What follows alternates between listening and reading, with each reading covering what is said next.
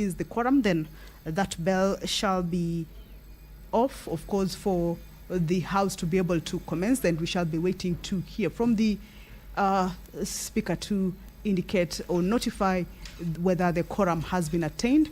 Once that is done, then we shall, without any further delay, hand this business back to you for you to be able to follow on the proceedings of the House. And now this afternoon also pass on to provisions of the House Standing Order number 53, paragraph 1, where senators are able to seek for statements from various standing committees regarding matters that could be relating to county, inter-county, national, regional, or even international concerns this afternoon. All right, the quorum has been attained. Allow me to hand you over. We do have quorum, and therefore we will proceed with the business of the day. Clerk, kindly call the first order. Order number 1, administration of oath. Order number 2, communication from the chair.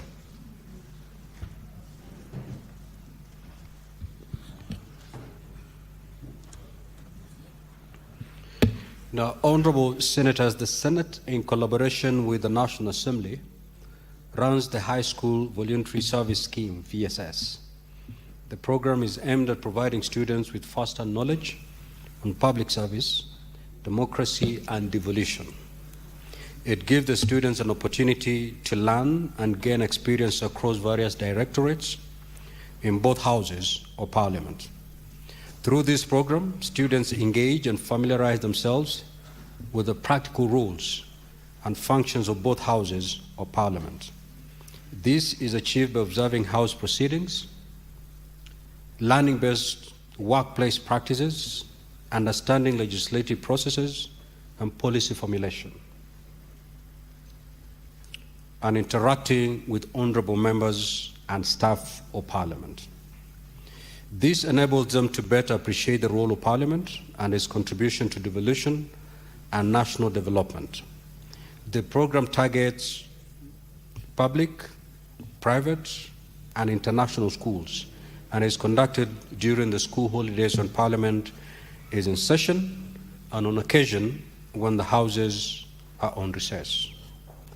The following schools have undertaken and benefited from the program: Starehe Boys Center, Alliance Girls High School, Alliance High School, Strathmore School, Brayside Thika School, Brayman School, Kianda School, Starehe Girls Center, Nginda Girls High School. Nginda Girls High School. Now, Honorable Senators, the program further enables Parliament, and specifically the Senate, to connect with young people, thereby fostering leadership skills among students, encouraging them to remain focused and motivated in their studies, and nurturing a passion for patriotism. It also deepens the understanding of representation, oversight, legislation, and devolution at both levels of government. Additionally, students from different schools are accorded an opportunity to interact, share experiences, and learn from one another. Honorable Senators, you will recall that during the afternoon sitting of Wednesday, 25th of March 2026, I issued a communication acknowledging a student who was undertaking a one-week service in the Senate under the Voluntary Service Scheme, VSS. In the usual Senate tradition, I accorded Senator Edwin Sifuna MP, the Senator for Nairobi City County, an opportunity to welcome the student. After welcoming the student, the Senator requested the Speaker to allow another member of the Nairobi City County delegation to also welcome the student. Senator Nyamu MP, that is Senator Nyamu MP. In the course of our welcoming remarks, the Honorable Senator Nyamu MP made utterances that were disrespectful, inappropriate, and fell short of the standards of decorum and respect expected of members of this House. The utterances made brought embarrassment to the Senate, the student's family, and the public. As honorable senators are aware, the Senate as an institution upholds the dignity of all persons within its proceeds, including members of public, staff, and in particular students participating in the programs intended to enhance the understanding of parliamentary processes. The utterances and the conduct exhibited by Senator Nyamu MP on the said date are inconsistent with these values and undermine the integrity and standing of the Senate. Against this background, it has become necessary to address this matter and emphasize that all members must conduct themselves as per the Code of Conduct for State Officers, and in particular, in a manner that reflects honor, dignity, and respect for all persons irrespective of age or status. Now, honorable senators, in this regard, therefore, the senator is required to tender unreserved apology at the earliest opportunity to the Senate, the student, and the student's family, and the public for the distress occasioned by her remarks before being allowed to transact any business in the Senate. To this end, I direct that the office of the clerk immediately communicates the contents of this communication to the senator so that she is guided accordingly. Honorable senators, you may walk in and take your seats.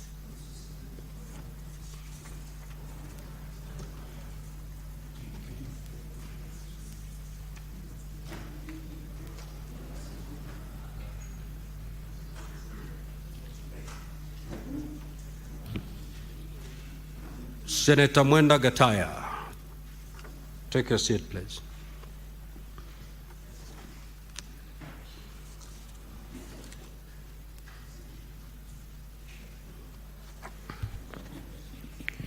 Now, honorable senators would like to acknowledge the presence in the Speaker's Gallery of a visiting delegation or members of staff in the Department of Research Services or the Parliament of Uganda. The delegation is on a benchmarking engagement on best practices at the Senate. I request each member of the delegation to stand when called out so that you may be acknowledged in the Senate tradition. Mr.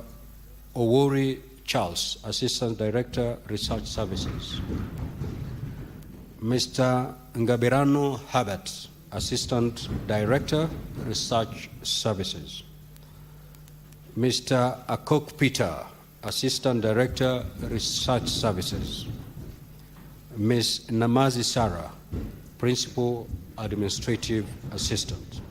Now, on behalf of the Senate and my own behalf, I extend a warm welcome to you and wish you a fruitful visit here at the Senate. I'll call upon the Majority Whip under 1 minute to extend a word of welcome. Senator Wakoli, welcome.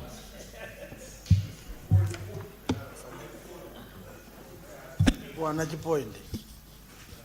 Asante sana Mheshimiwa Spika. Ningependa kuchukua fursa hii ni lugha ya Afrika Mashariki. Kuna wimbo wa Jumuiya ya Afrika Mashariki, wimbo wa Kiswahili. Naomba Mheshimiwa Spika kushukuru kwa nafasi hii ambayo umenipa kuweza kuwakaribisha ndugu zetu, kaka zetu katika nchi ya Uganda. Mheshimiwa Spika, Kenya na Uganda tuna mpaka mmoja kutoka kule Budalangi hadi kule Swam, kaunti ya Trans Nzoia.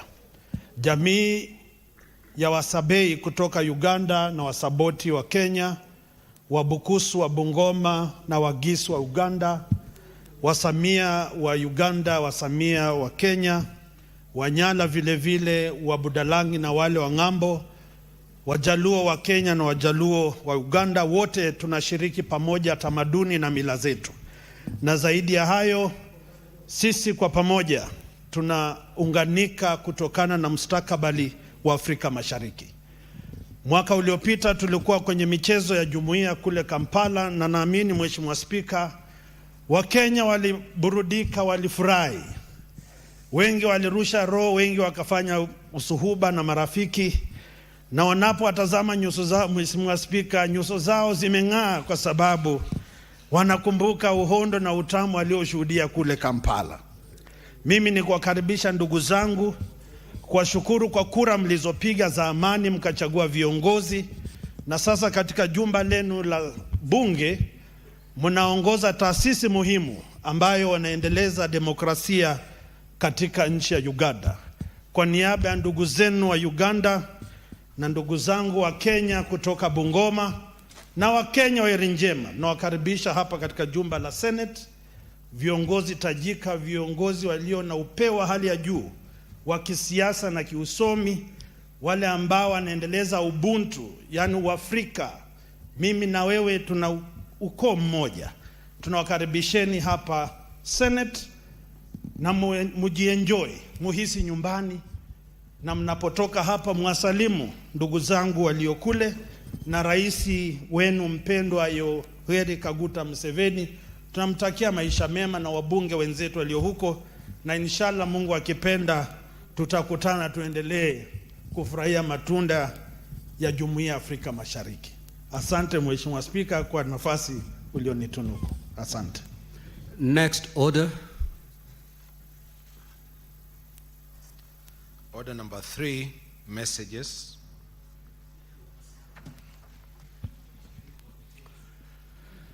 Now, honorable senators, I wish to report to the Senate that pursuant to Standing Order 46.3 and 4 of the Senate, I have received the following message from the Speaker of the National Assembly regarding the passage by the National Assembly of the Forest Conservation and Management Amendment Bill, National Assembly Bill number 38 of 2025.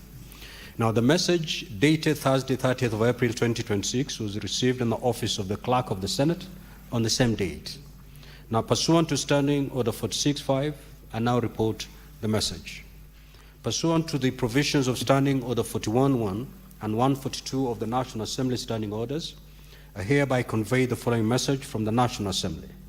Whereas the Forest Conservation and Management Amendment Bill, National Assembly Bill number 38 of 2025, was published via Kenya Gazette Supplement number 135 of 8th August 2025 as a bill to amend the Forest Conservation and Management Act by establishing a legal framework relating to forest conservation and management that is in tandem with the modern realities, contemporary global discourse on forestry conservation and management, and Kenya's obligations on the environment, and generally conform to the dictates of the Constitution.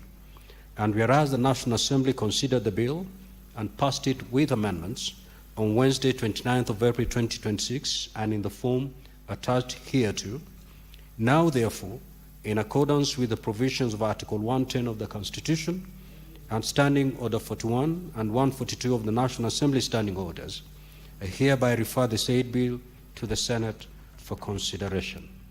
Now, pursuant to Standing Order 163, which requires that a bill which originates in the National Assembly be proceeded with by the Senate in the same manner as a bill introduced in the Senate by way of first reading, in accordance with Standing Order 144.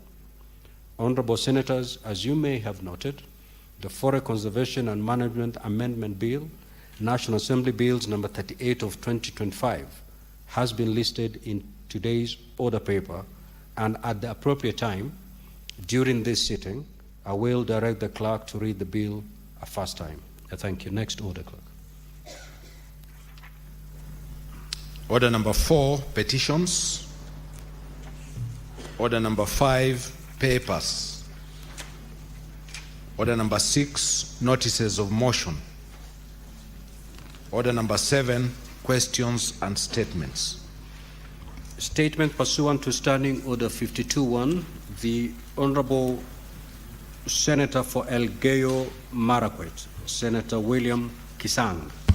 Thank you, Honorable Speaker. Honorable Speaker, Mr. Speaker, sir, I rise pursuant to Standing Order 52.1 to make a statement on a matter of national concern, namely the remarkable and historic environmental achievement by Hilary Kiplagat Kibiward, a distinguished climate action youth leader and founder of the Green Earth Ambassadors Foundation, who on between 11 a.m. on 22nd April, which happened to be my birthday, and 11 a.m. on 23rd April 2026, took up the challenge of planting 23,326 indigenous tree seedlings within 24 hours, surpassing the current Guinness World Record mark. Mr. Speaker, sir, this extraordinary accomplishment achieved at Kesup Forest Station in Elgeyo-Marakwet County is not only a personal triumph, but also a moment of immense pride for our nation. By exceeding the previous record of 23,060 trees, Hillary Kiplagat Kibiwot has demonstrated unparalleled determination, resilience, and commitment to environmental action. Mr. Speaker, I wish to sincerely commend and congratulate Mr. Kibiwot for this historic feat. His work goes beyond breaking a record. It represents a powerful call to action in addressing the urgent challenges of climate change, deforestation, and environmental degradation. Planting over 23,000 indigenous seedlings within a single day is a testament to what dedication, discipline, and vision can achieve. Mr. Speaker, sir, allow me to recognize that this achievement is deeply rooted in a personal journey of transformation and purpose, inspired by his early experiences of witnessing deforestation. Mr. Kibiwot chose to champion environmental restoration, turning a challenge into an opportunity for positive change. Through the Green Earth Ambassadors Foundation, he has for over 8 years mobilized communities, restored degraded landscapes, and protected vital water catchment areas in Elgeyo-Marakwet County and beyond. Mr. Speaker, sir, this initiative aligns strongly with the government's environmental agenda, including the ambitious vision of planting over 15 billion trees by 2030 under the leadership of His Excellency, the President Dr. William Samoei Ruto. Mr. Kibiwot's efforts not only support this vision, but also position Kenya as a global leader in grassroots-driven climate action. I also wish to acknowledge the role of local communities, forestry officials, and volunteers who supported this initiative. The collective effort underscores the importance of unity and collaboration in achieving sustainable environmental outcomes. Mr. Speaker, sir, this remarkable achievement serves as an inspiration to the youth of this nation and to the world at large. It proves that individual action, when driven by purpose and commitment, can yield global impact. Mr. Kibiwot's motto, plant trees today, tomorrow, and forever for a better future. It's not just a statement, it's a call to action for all of us.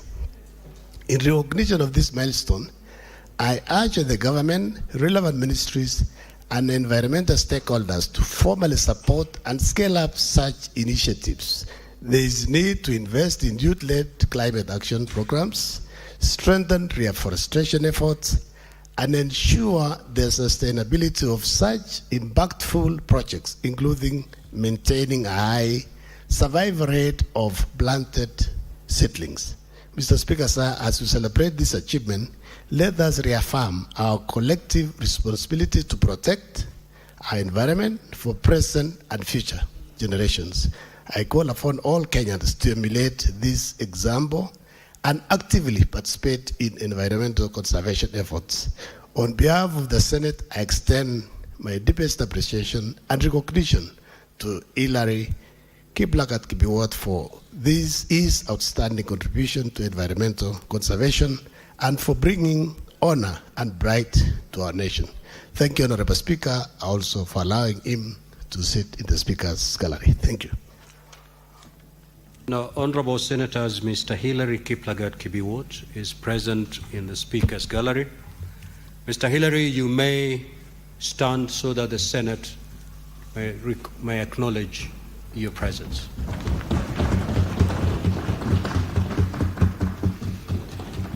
Statements pursuant to Standing Order 53-1, Senator for Nandi County, the Honorable Samson Cherangi.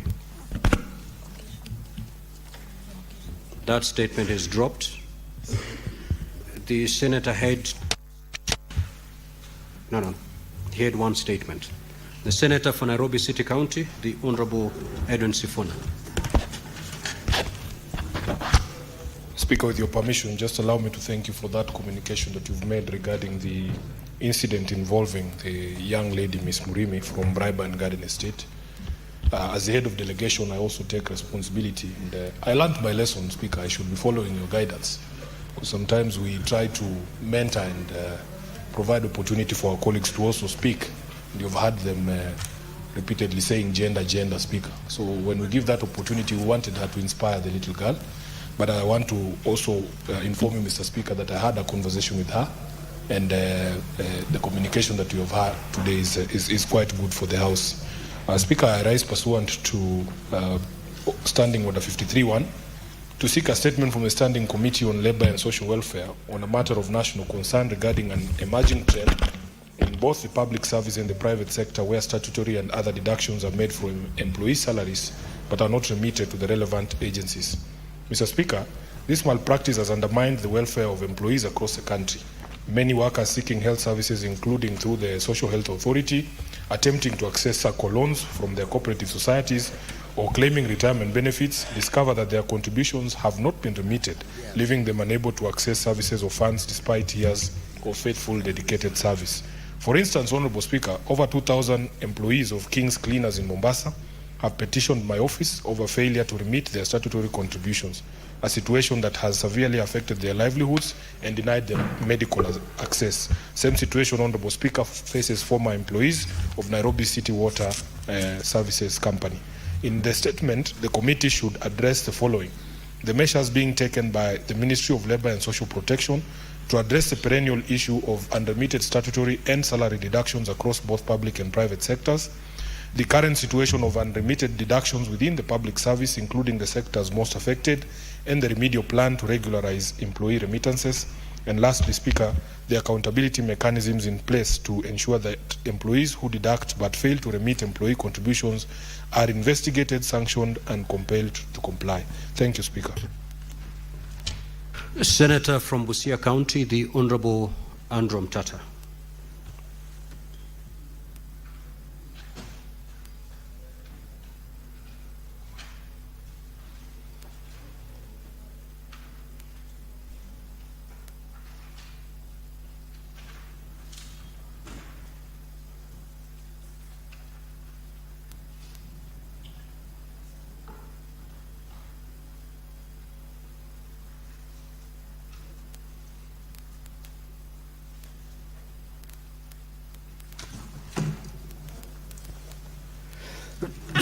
Excuse me.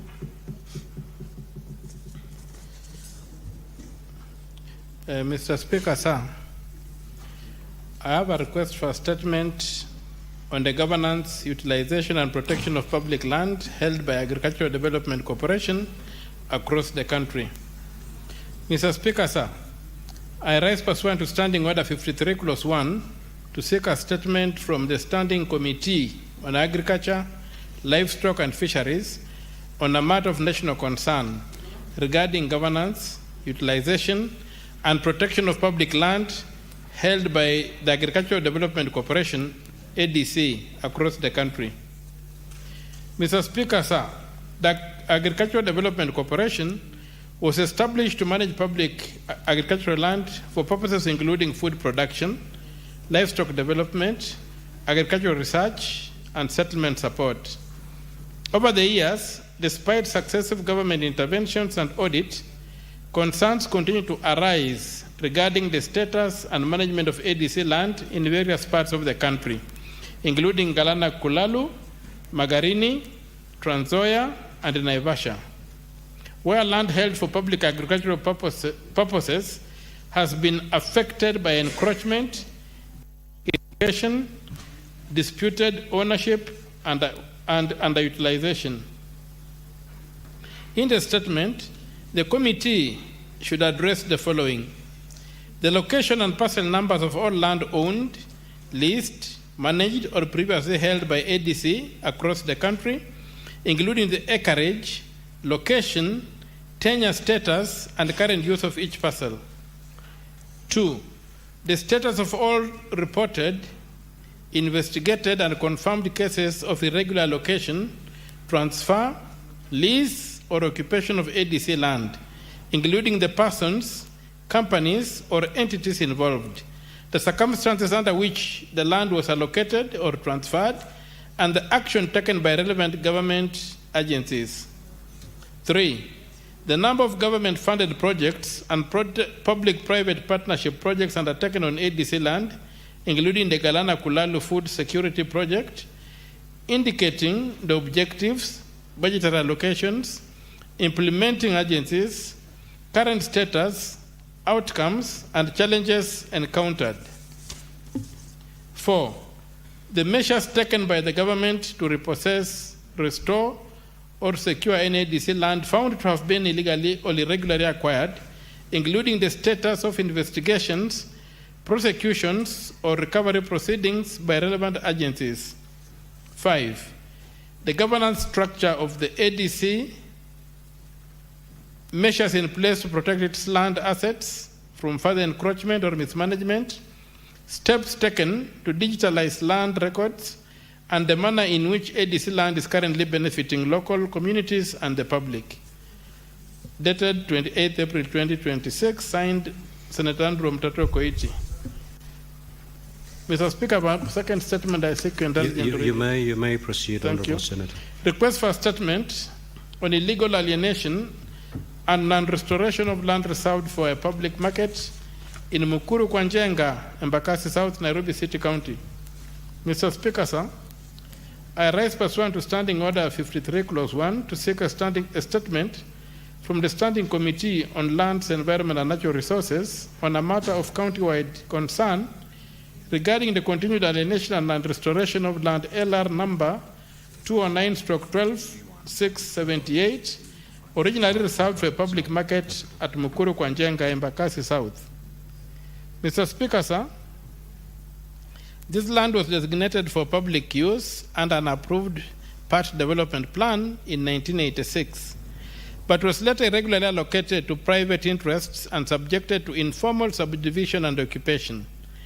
The National Land Commission is reported to have reviewed the matter, affirmed its public status, and directed revocation of title. However, these directives remain unimplemented, exposing the land to further encroachment and possible permanent loss. In the statement, the committee should address the following: whether the land was legally designated as public utility land for a market under PDP number 42.28.86 of 1986, and whether it was ever lawfully available for private allocation. Number 2, the circumstances under which LR number 209/12678 was created and allocated, the identity of the original allotee and the subsequent transferees, and whether due process was followed. 3, the official determination of the National Land Commission on this parcel, including directives issued and reasons for non-implementation. 4, the current legal and physical status of the land, measures to prevent further encroachment, and plans to restore it to its intended public purpose. 5, the impact of the absence of a designated market on local traders and livelihoods, and whether the government intends to develop a community market for residents.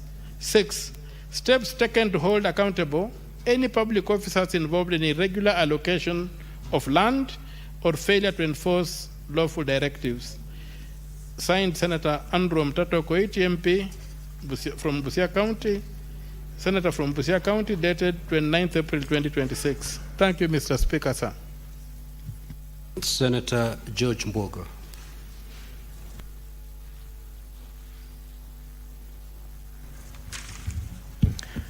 Thank you, Mr. Speaker. I rise pursuant to Standing Order 53.1 to seek a statement from the Standing Committee of Labour and Social Welfare on a matter of national concern regarding the implementation status of the 5% employment quota for persons with disabilities in the public service. Mr. Speaker, sir, Article 54(2) of the Constitution of Kenya and the Persons with Disabilities Act 2025 require the state to progressively ensure that at least 5% of the members of the public and appointive bodies are persons with disabilities. In the statement, the committee should address the following. 1, the current percentages of persons with disabilities employed across ministries, state departments, state corporations, and other public institutions, disaggregated by institution, job cadre, gender, and county. And number 2, the challenges hindering the attainment of the 5% employment threshold for persons with disabilities in the public service and the measures in place to address them. Number 3, whether the public institutions are required to submit periodic reports on disability inclusion in employment and the level of compliance with this requirement to date. And number 4, the corrective actions, policy reforms, capacity building initiatives, and the enforcement mechanism the ministry has put in place to address the identified gaps and accelerate the attainment of the required threshold. And number 5, clear government targets for the full realization of the 5% employment requirements across the public sector. Mr. Speaker, with your indulgence, I have the second statement. You may proceed, Honorable Senator. Mr. Speaker, sir, I rise pursuant to Standing Order 53.1 to seek a statement from the Standing Committee on Trade, Industrialization and Tourism concerning the Milk Price Stabilization Program.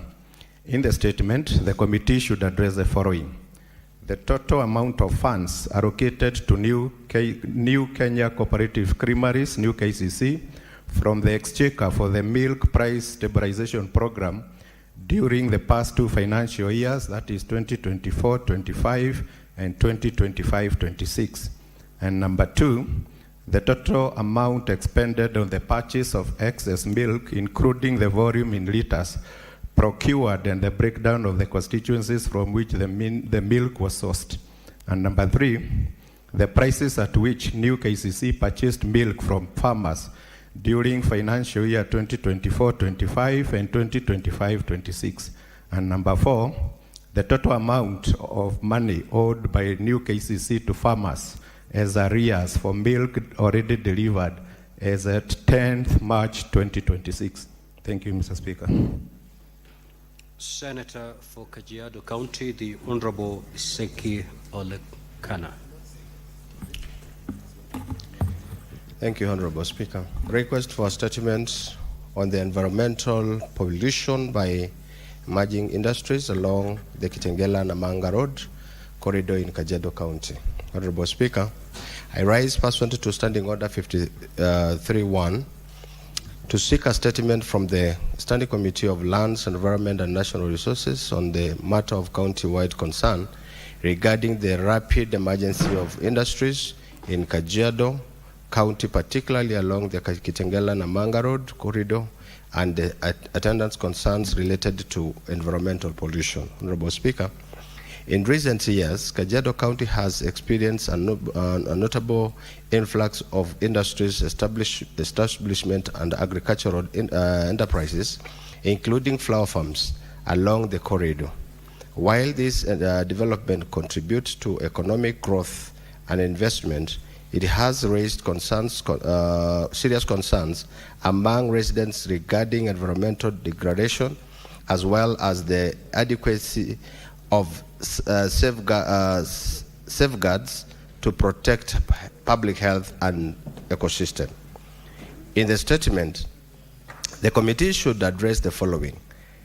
The measures taken by the National Environmental Management Authority, NEMA, to regulate and monitor pollution levels arising from industries along the Kitengela-Namanga Road corridor.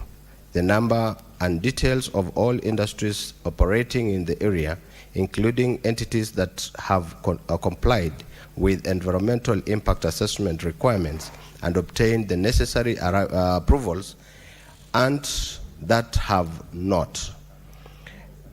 The action brings the action being taken to curb the environmental pollutions and ensures sustainable environmental management in the affected areas.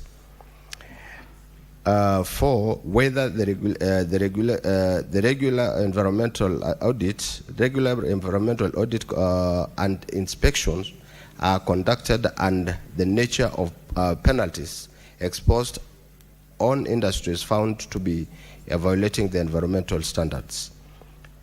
The safeguards in place to protect local communities from adverse health and environmental affected associated within industrial activities in the region.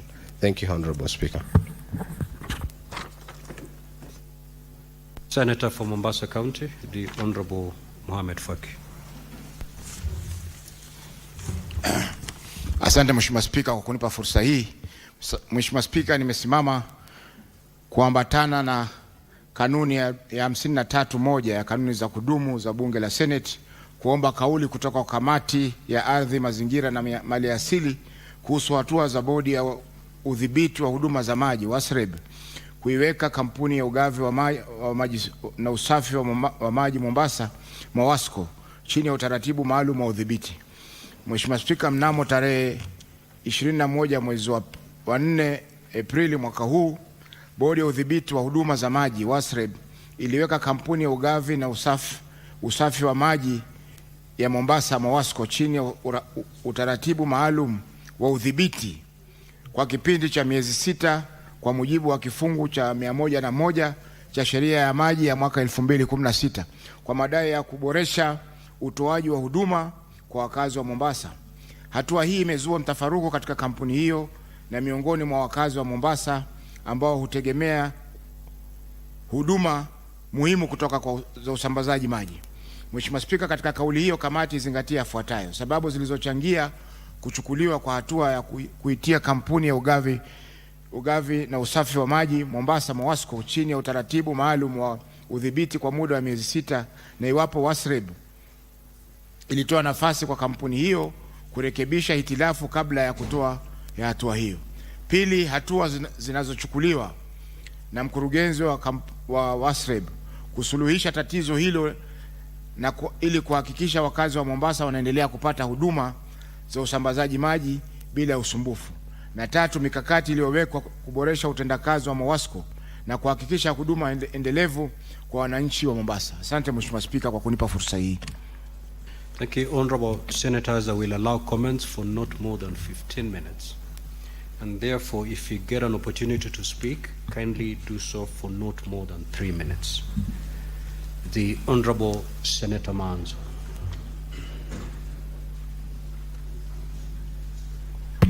Thank you, Mr. Speaker, for giving me an opportunity to comment. I would like to comment on Senator Seki's request for statement.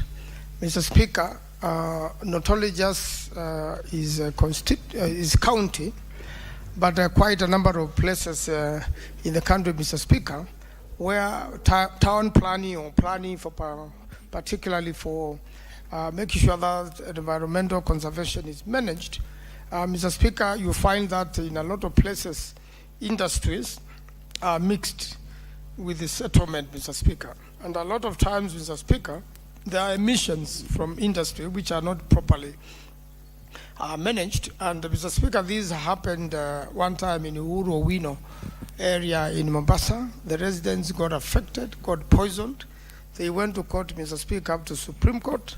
They were awarded 1.3 billion shillings, but the monies were never paid and the environmental situation was never rectified. Mr. Speaker, this should not be replayed in other parts of the country so that, Mr. Speaker, we conserve environment and protect the poisoning of citizens, Mr. Speaker, so that there must be proper, and we have given the Department of Environment enough finances and enough law to manage this, Mr. Speaker, but unfortunately it has not been it has not been fulfilled. And that continues to see rivers in Nairobi poisoned, rivers in Kajiado poisoned. The rivers in Nairobi go to Earth River, where there is Twake Dam, which is not being completed. It's poisoned all the way to Kilifi, Mr. Speaker, and to the ocean. And really, Mr. Speaker, during this request for statement, we need to revisit the whole area so that it can be well with many Kenyans. So thank you, Mr. Speaker. I support. The Honorable Senator Mgatana. Thank you, Mr. Speaker, for giving me the floor. Mr. Speaker, I wanted to address the question of deducted monies from employees, but failure by entities to give those contributions to the relevant agencies.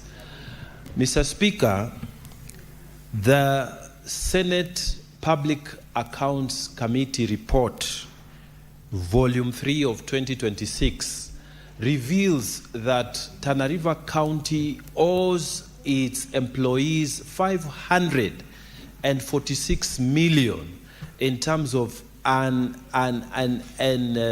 remitted deductions in its pensions deductions. Mr. Speaker, I would request the committee that will be dealing with this matter, the Labour Committee, Mr. Speaker, during the interrogation of this statement, to call upon the governor of Tana River to come and tell us why has he not complied with the directive that he should regularize the payment of the unremitted amounts of monies that has been deducted from the workers and has not been remitted, especially, Mr. Speaker, on pensions. Mr. Speaker, the worry is that misappropriation of these funds or misallocation of these funds may occur because it is still within the control of the county revenue fund.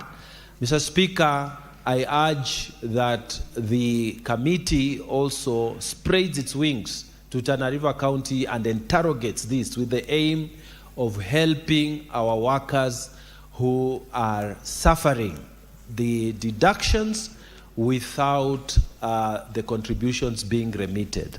I thank you, Mr. Speaker. Senator Eddie Okech. Senator Eddie.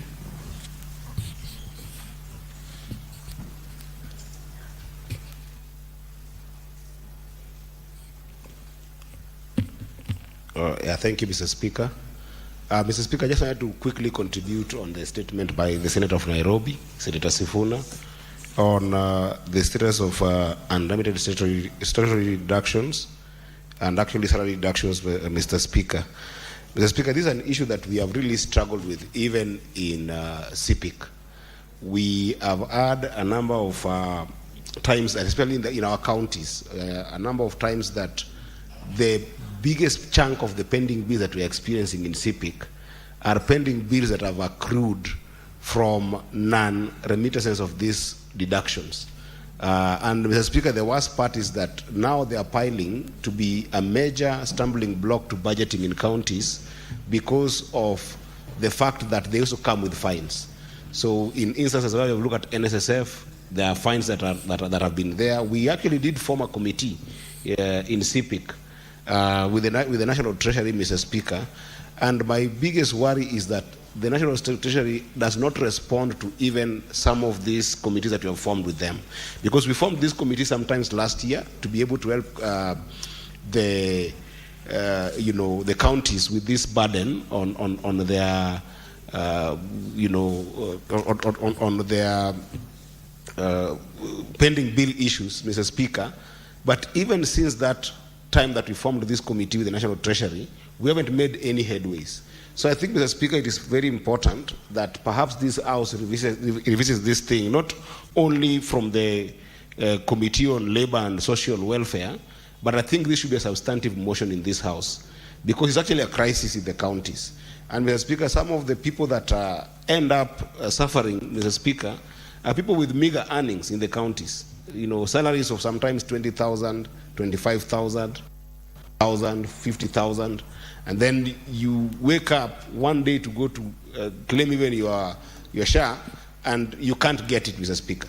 So even as we have the Committee of Labor and Social Welfare going to deal with this particular issue, perhaps they can collect some ideas and consolidate with what sometimes looks like what Senator Thangwa did with the motion on education and motion on bursaries.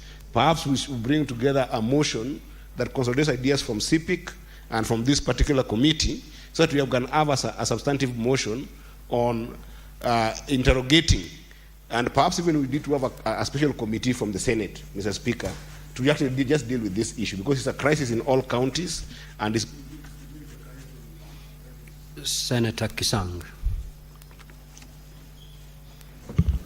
Thank you, Honorable Speaker. Honorable Speaker, I want to make comments on the statement by Senator Mbukwa on the milk stabilization fund. Honorable Speaker, as dairy farmers across the country, especially those who are delivering milk to KCC, new KCC, are suffering, Honorable Speaker, because the government came up with the stabilization pricing to ensure every farmer gets at least 50 shillings per kilo of milk.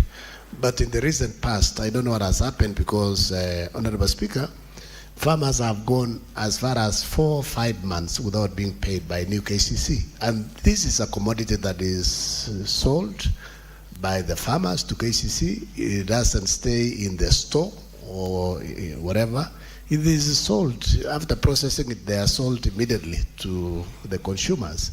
And I believe new KCC should be selling, and the top-up price they are getting from National Treasury or from the national government, you should be getting regularly, so that farmers can sustain the dairy farming, and at the same time, Honorable Speaker, they buy feed. The dairy feed is very expensive, because some of the feeds are imported from Uganda and neighboring countries, and farmers have been struggling to be paid.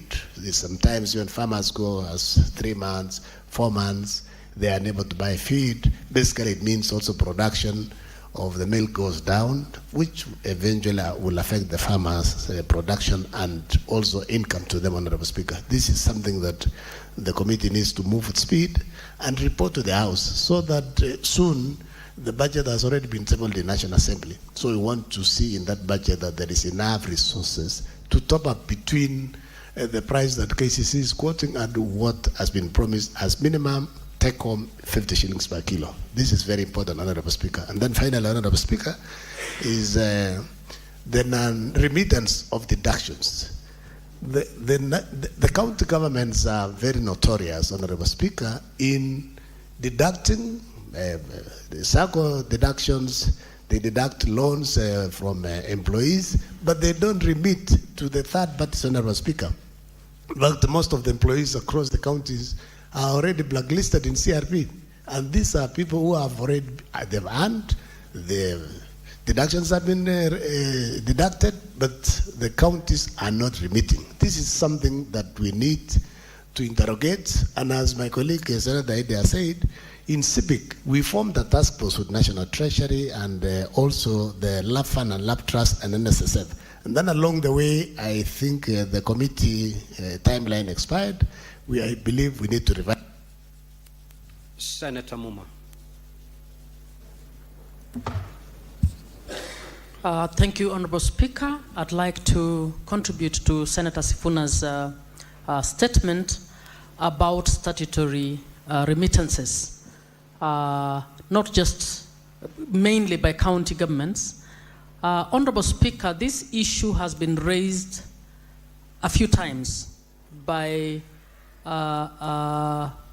PAC, and it has come up in most of our committees.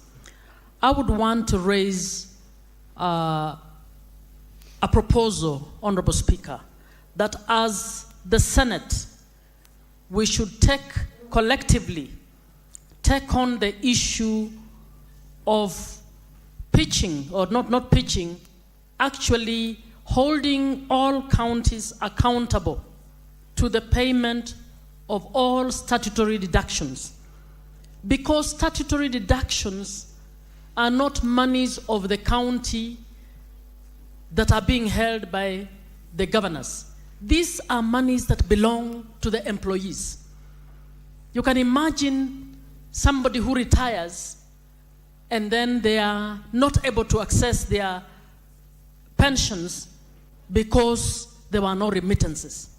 You can imagine somebody who goes to be treated and finds that deductions being made are not being remitted. You can imagine somebody contributing towards housing or whatever, any other, to find that those monies are not actually being remitted. I think as a Senate, if we don't address this as a special issue, we will be failing in our responsibility to take care of the very system that is enabling governance to actually happen in this country. It is the public servants, both in the county and in the national government, that are actually getting the systems going. And if we don't hold the governments and ourselves accountable to ensuring that what belongs to the workers actually goes back to the workers, we will be failing. I am suggesting, therefore, that this issue be dealt with not piecemeal, relating to a particular cadre of workers in a particular county, but we should hold all 47 counties accountable and give a deadline within which all statutory remittances that are due should be submitted. That, if we do that, we will have done our responsible task of ensuring that accountability begins by taking care of the very people who are running this country. Senator Wakoli. Thank you. Asante Mheshimiwa Spika kwa nafasi hii kuweza kuchangia hoja ambazo senators wenzangu wameweza kuibua. Mheshimiwa Spika, ningeweza kuchangia Mheshimiwa Spika hoja ya maziwa ama kiwanda cha KCC ambacho kimekuwa kikipokea maziwa ya wakulima kwa muda mrefu. Wakulima wameona maziwa yao kwenye soko mbalimbali, lakini wamengoja katika benki zao waone fedha zikionekana, na mpaka sasa Mheshimiwa Spika ni kitendawili. Jambo ambalo ningependa kurai serikali ni kwamba wakulima hawa wanapodai haki yao ya pesa za ng'ombe ama maziwa yanayokamuliwa kwa ng'ombe zao, Wakenya wa sehemu mbalimbali bado wanauliza. KCC hii imetambulika katika maeneo machache Kenya hii, lakini maeneo mengine Mheshimiwa Spika ni tumeyaona tu maziwa wakati wa siku za Nyayo. Ndio tulikuwa tunaona vijikaratasi vya KCC tukifurahia maziwa ya Nyayo. Swali tunalouliza Mheshimiwa Spika, taasisi hii ya KCC inamnufaisha nani? Kwa mfano katika mkoa wa Magharibi, mimi kama senator wa Bungoma Mheshimiwa Spika, niko na halmashauri zaidi ya 20 za wakulima wa ng'ombe wa maziwa. Watu wa Bungoma wananisikiza kwa makini Mheshimiwa Spika. Halmashauri ya Kitinda, halmashauri ya Kikai kule na Mwela, halmashauri ya Chwele Dairy, halmashauri ya Kaptama, Nomorio kule Mlima Elgon, Ndalu, Tongaren, Nadafa pale Naitiri, Kimesembe kule Mbakalu, Kamkuywa, Bumula Dairy pale Sokoni, Kabula Dairy, Bukembe. Wote hawa Mheshimiwa Spika wanauliza fedha hizi ambazo tunawatetea wakulima wa KCC, sisi watu wa Bungoma tutaona hizi fedha siku gani? Kwa sababu mgao huu unatoka katika mkoba wa serikali. Wakenya wote wanachangia wakulima hawa walipwe pesa nzuri. Haya, sisi watu wa Bungoma tunaochangia tutaona hizi fedha kivipi? Lazima KCC igatuliwe. Pia sisi wakulima wetu katika halmashauri hizi, wakulima wapate pesa zinazofanana na Wakenya wengine. Sisi wote tunaangaziwa na jua, mwezi na nyota. Hata tunasema fedha zinapaswa kufika katika akaunti zetu. Mheshimiwa Spika, ningependa kuchangia hoja ya mazingira kutoka kwa seneta mwenzangu. Mazingira ni uti wa uhai wa Wakenya. Hapa Nairobi, mto Nairobi, watu wamekuwa wanauza mboga, lakini wadadisi wanasema chunga, kwa sababu huenda maji yanayotumiwa kunyunyiza mboga na 1 minute to conclude your thoughts. Shukuru Mheshimiwa Spika. Halmashauri ya NEMA lazima ifanye kazi yao. Iwe Kajiado, iwe Bungoma, iwe Nairobi, Stakabadhi hizi zionekane ili tujiepushe na majanga kama ya kansa ambayo yanakumba Wakenya, Mheshimiwa Spika. Na mwisho nikichangia kwamba wakulima ama wafanyikazi wa kaunti ni donda sugu, Mheshimiwa Spika. Lazima tubuni kamati iangazie masuala haya. Hawa magavana hawana huruma kwa wafanyikazi. Watu wamestaafu, watu wamefutwa kazi, wakienda kuangalia NSSF pesa hazilipi. Wanapotafuta pesa za kustaafu, pesa hazipo. Na ukipiga kurunzi miaka mingi nyuma, wote wamejua hawajakuwa wakilipa, na wakija hapa Senate wamekausha tu macho, Mheshimiwa Spika, kama mmoja wale wafuasi wezi waliokuwa kwenye msalaba, Mheshimiwa Spika. Lazima hawa magavana waajibike. Asante, Mheshimiwa Spika. Senator Omtata.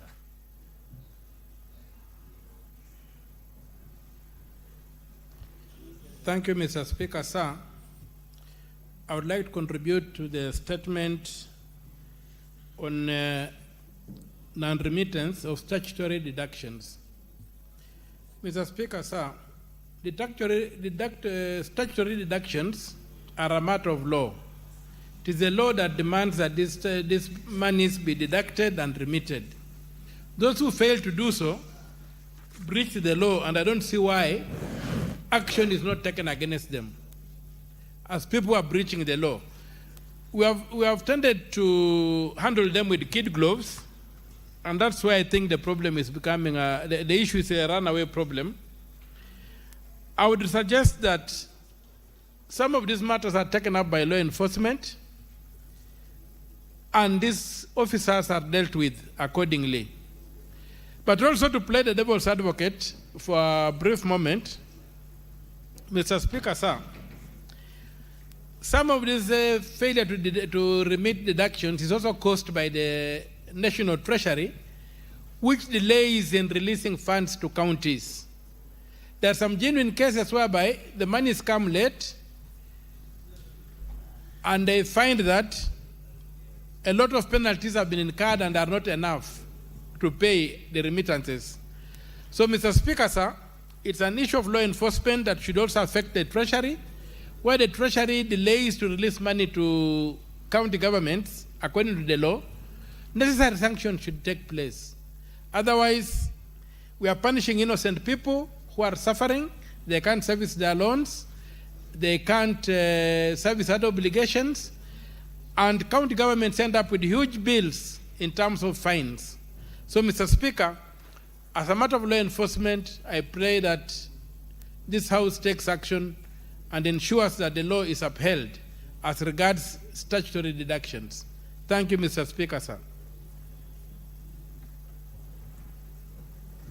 Now, honorable senators, we have exhausted the 15 minutes allocated to this session.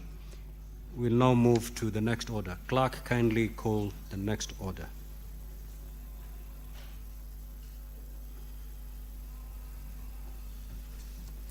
Order number 8, the referendum bill, Senate Bills number 3 of 2026. First reading, a bill for an act of parliament to provide for the conduct of a referendum and for connected purposes. Order number 9, the Forest Conservation and Management Amendment Bill, National Assembly Bills number 38 of 2025. First reading, a bill for an act of parliament to amend the Forest Conservation and Management Act and for connected purposes. Next order.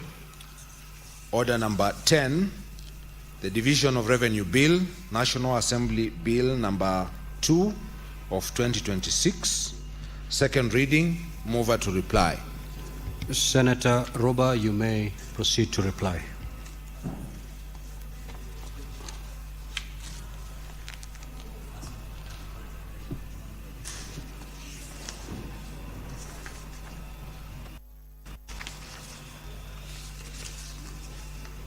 Mr. Speaker, I move to reply, and I wish to take this to thank all the senators who contributed with commitment in support of devolution. to this Division of Revenue Bill in support of what is proposed by the committee. Mr. Speaker, just as a recap of what has emerged is the bill contains 2.9 trillion shilling to be shared between the national and county government, where the bill as passed by the National Assembly proposes 2.47 trillion, which is 85.17, to be shared, to be the share of national government, and county government to receive 420 billion, which is 14.47, Mr. Speaker, and equalization fund to be allocated 10.25. Mr. Speaker, the committee has managed to dissect that and shared that the 5 billion increase from 415 of the previous financial year is not even adequate to meet the, the wage drift within the IPPD system, which is non-discretionary adjustment that happens annually. And in the wisdom of the committee, Mr. Speaker, based on the information that was shared by National Treasury, Mr. Speaker, the residual amount that after taking care of national government commitment was 330 billion, from where the committee proposes only 11% of that, which amounts to 39 billion, to be added onto the county government, bringing the county government share to 554 billion as proposed. And Mr. Speaker, I wish to thank the Senate for their wisdom to support the proposal by the Committee of Finance and Budget based on an inflationary figure of about 5% increase plus non-discretionary expenditures, including 2 SRC circulars that were meant to be implemented by county government.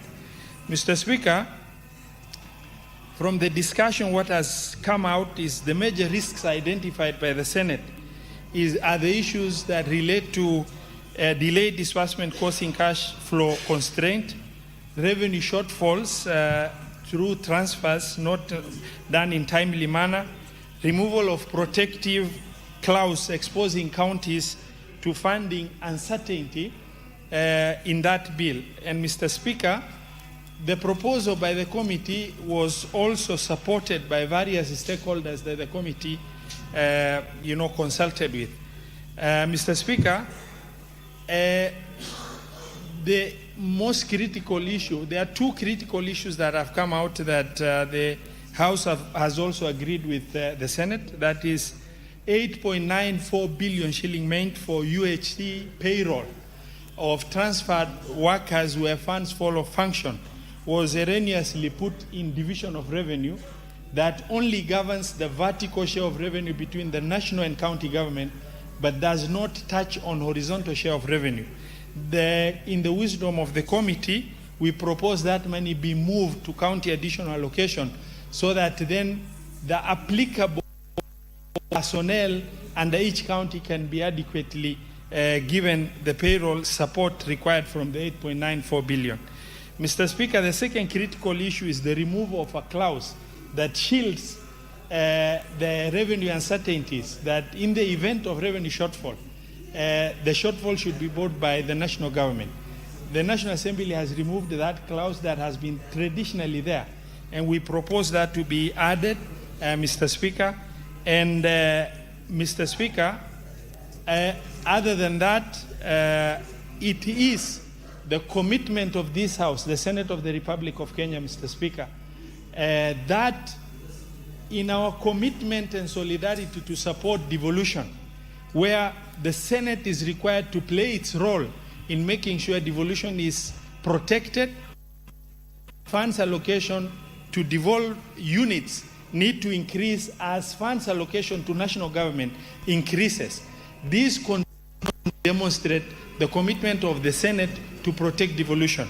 Mr. Speaker, that also, by doing that, we get the moral mandate to be able to critique or criticize our county governments when they do not provide the services commensurate to the monies they receive.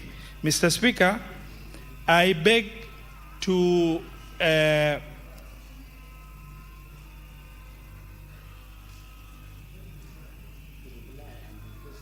I beg to reply and now request in line with Standing Order 666, subsection 3, that the putting of the question be deferred to a later date due to quorum. Mr. Speaker, I reply. Senator Roba, you may have to make a further request. Mr. Speaker, I beg to reply and request Senator Faki to second. No. You are supposed to, you've already done that. Okay, so then we will defer the putting of the question. Now, honorable senators, allow me at this juncture to rearrange today's order paper. We will move to prosecute order number 19 and thereafter resume the normal flow of today's order paper. Clerk, you may proceed.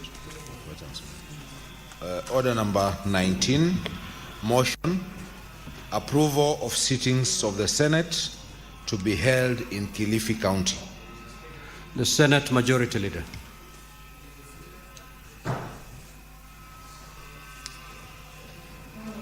Thank you, Honorable Speaker. Mr. Speaker, sir, I beg to move that aware that the Senate of Kenya is established under Article 93 of the Constitution and its main role, as set out at Article 96, is to represent, serve, and protect the interests of the counties and their governments. Further aware of the critical role it plays in the interlinkage between the national and county levels of governments, and the need to enhance the interaction between the Senate and the county governments as a means of bringing the Senate closer to the counties and the general public. Acknowledging the recommendation of the Senate Business Committee that a sitting of the Senate be held away from the tradition in the Parliament of Nairobi during the term of the 13th Parliament, and the subsequent resolution of the Senate made on 8 March 2023 to hold plenary committee sittings in the counties for a 1-week period within the month of September in every season of the 4th Senate, except during an election year, with the objective to, 1, promote the role and work of the Senate and enhance public awareness regarding the business of the Senate and Parliament in general. 2, highlight new opportunities for engagement in legislative process. 3, develop and strengthen partnerships at the county level of government. And 4, provide an opportunity to members and staff of county assemblies to learn and share best practices with senators and parliamentary officers. Further acknowledging the successes made during the previous sittings of the Senate outside Nairobi held in Uasin Gishu, Kitui, Turkana, and Busia counties in 2018, 2019, 2023, and 2025 respectively. Now therefore, pursuant to Article 126(1) of the Constitution, the Senate resolves to hold its plenary and committee sittings in Kilifi County from 21st to 25th September 2026. Thank you, Honorable Speaker.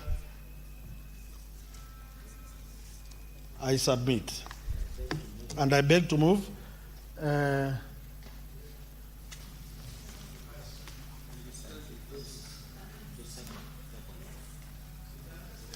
I request, because I'm seeing the only lady in the House on the majority side, Senator Veronica, to second. Thank you. Honorable Speaker, let me correct that there is Senator S in the House. She's also on the majority side. But I want to take this opportunity to thank Senator Wakoli, our whip, for ably moving that motion that Senate considers moving down to Kilifi County to run its business for a week in line with Article 126, 1 of the Constitution.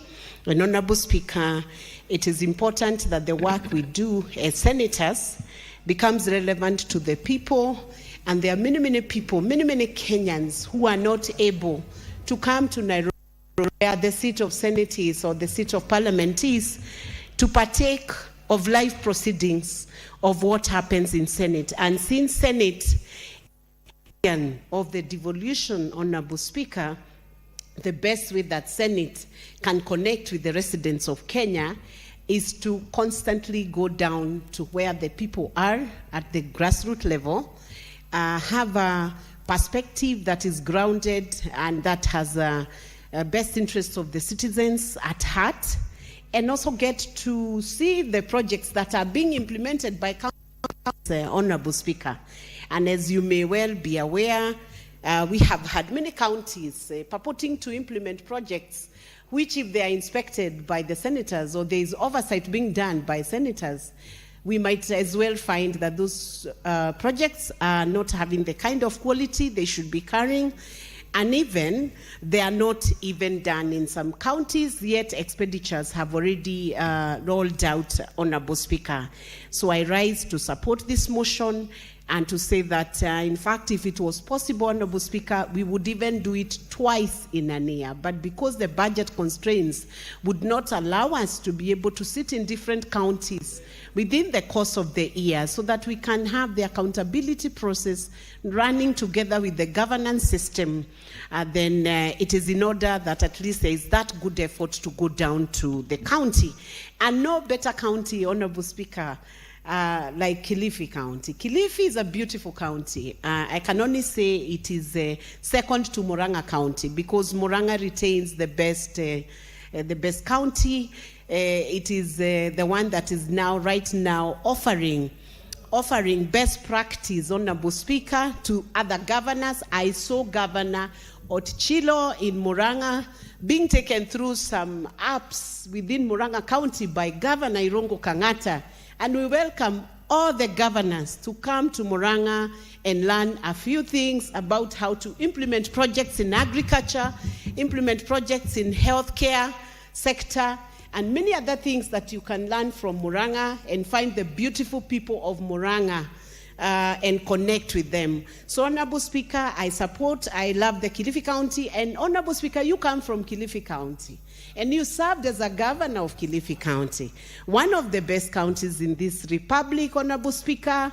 It's a coastal county, having a lot of resources within the blue economy, and I believe all the senators who have not experienced massive waters, the blue economy, the great seas and the oceans, Honorable Speaker, like Senator Boni Halwale, who have only seen the water in a bucket when they are taking a shower, can then now have an opportunity, Honorable Speaker, to experience the beauty of this land of Kenya from the Indian Ocean, Honorable Speaker. And I want to ask the committee that is planning for this Senate machinani to consider that the senators will have an opportunity to board a ship or a dhow or some water vessel, some watercrafts, and experience how it is to survive in the 48th county, that is the seas and the blue economy sector, and to also ask us while they are taking up that voyage, Honorable Speaker, whether it's a dinner or whether it's a study tour within the ocean, to ask us what is the meaning of territorial sea, to ask us how far that territorial sea moves into the ocean, to ask us about the maritime domains, Honorable Speaker, and issues that touch on maritime governance and how we can ensure that we can harness the resources within the blue economy and within the maritime zone, so that we will not have these kind of answers that we had one time when a lady was being interviewed to take up a job within the Kilifi County. And when she was asked what blue economy was, she said it is about the blue skies. Nobody should confuse blue economy with the blue skies. Honorable Boni Halwale, Senator Boni Halwale, blue economy is about the seas and the oceans. So this Senate machinani will really help also the senators to advance their understanding of what the maritime domain stands for. Honorable Speaker, in that same Senate machinani, we talk about the contiguous zone and the exclusive economic zones within the maritime sector. I will happily take the senators through that course as we partner together with other experts in the maritime domain, the blue economy domain.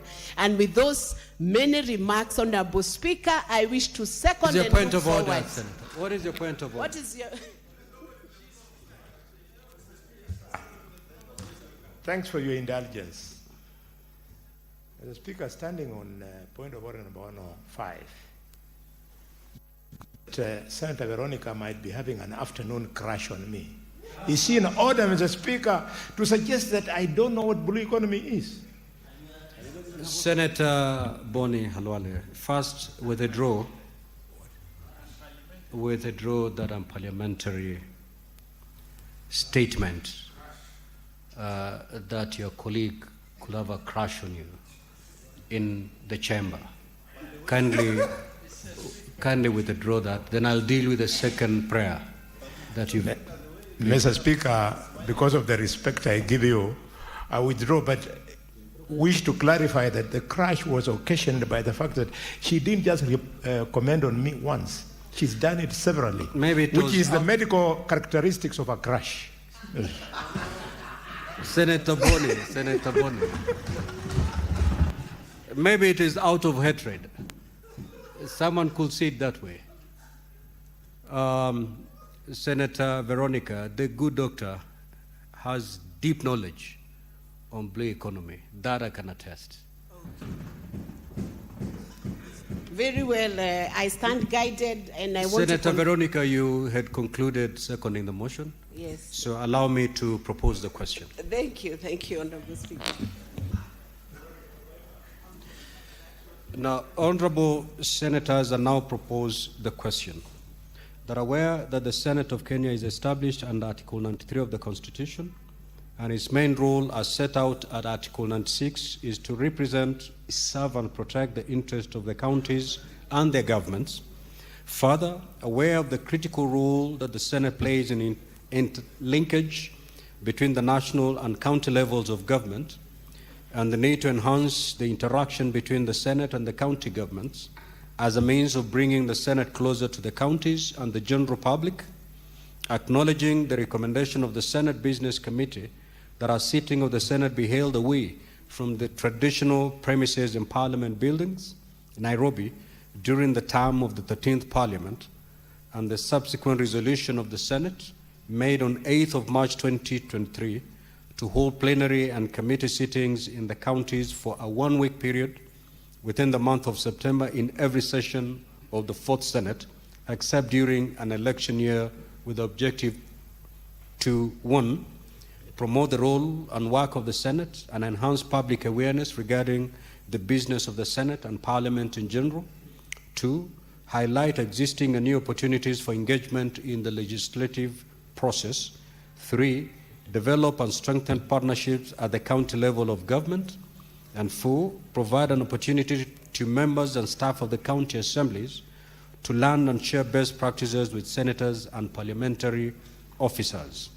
Further, acknowledging the successes made during previous sittings of the Senate outside Nairobi, held in Uasin Gishu, Kitui, Turkana, and Busia counties in 2018, 2019, 2023, and 2025 respectively. Now, therefore, pursuant to Article 126(1) of the Constitution, the Senate resolves to hold its plenary and committee sittings in Kilifi County from 21st to 25th September 2026. Now, honorable senators, this is rather procedural. The floor is open for debate. With your concurrence, you may allow me to put the question so that we dispense with this particular motion, or we may allow members to debate this motion. Do I have your concurrence that I put the question? Yes. Thank you. So, honorable senators, I will now proceed to put the question. That are aware that the Senate of Kenya is established under Article 93 of the Constitution, and its main rule, as set out at Article 96, is to represent, serve, and protect the interests of the counties and their governments.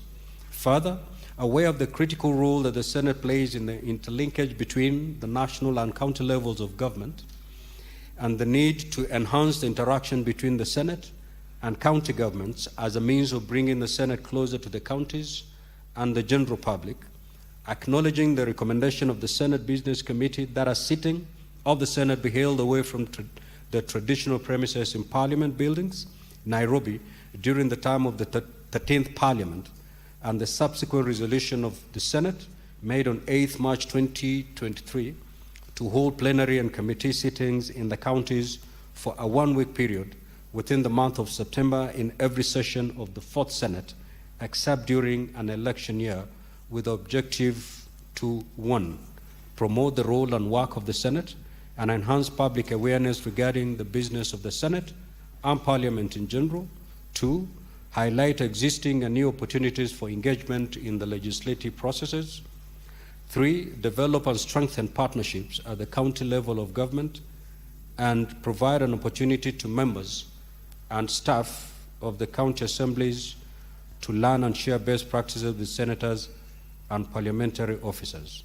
Further, acknowledging the successes made during the previous sittings of the Senate outside Nairobi, held in Uasin Gishu, Kitui, Turkana, and Busia counties in 2018, 2019, 2023, and 2025 respectively.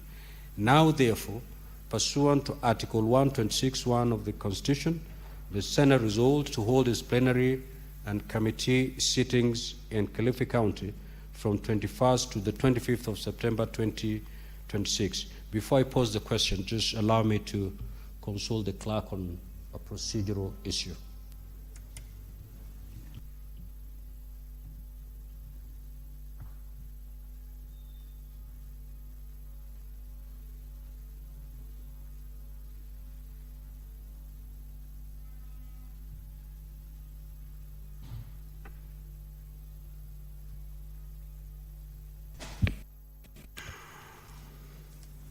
Having ascertained that we have the requisite quorum, I will now proceed. Will as many as of that opinion say aye? Aye.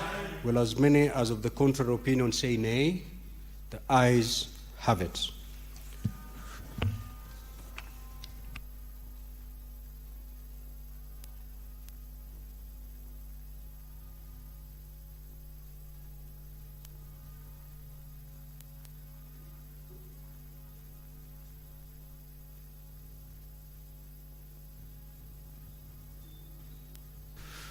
Senator Veronica, kindly approach the chair. Now, we will proceed to order number 17, honorable senators, and thereafter we will see if we can assume the natural flow of today's order paper. Clerk, you may proceed to call that order. Order 17. The Narcotic Drugs and Psychotropic Substances Control Amendment Bill, Senate Bills number 1 of 2024, second reading.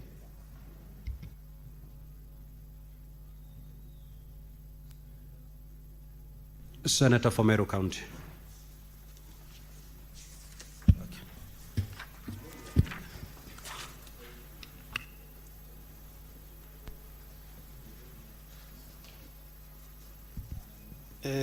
Thank you, Honorable Speaker, for this opportunity.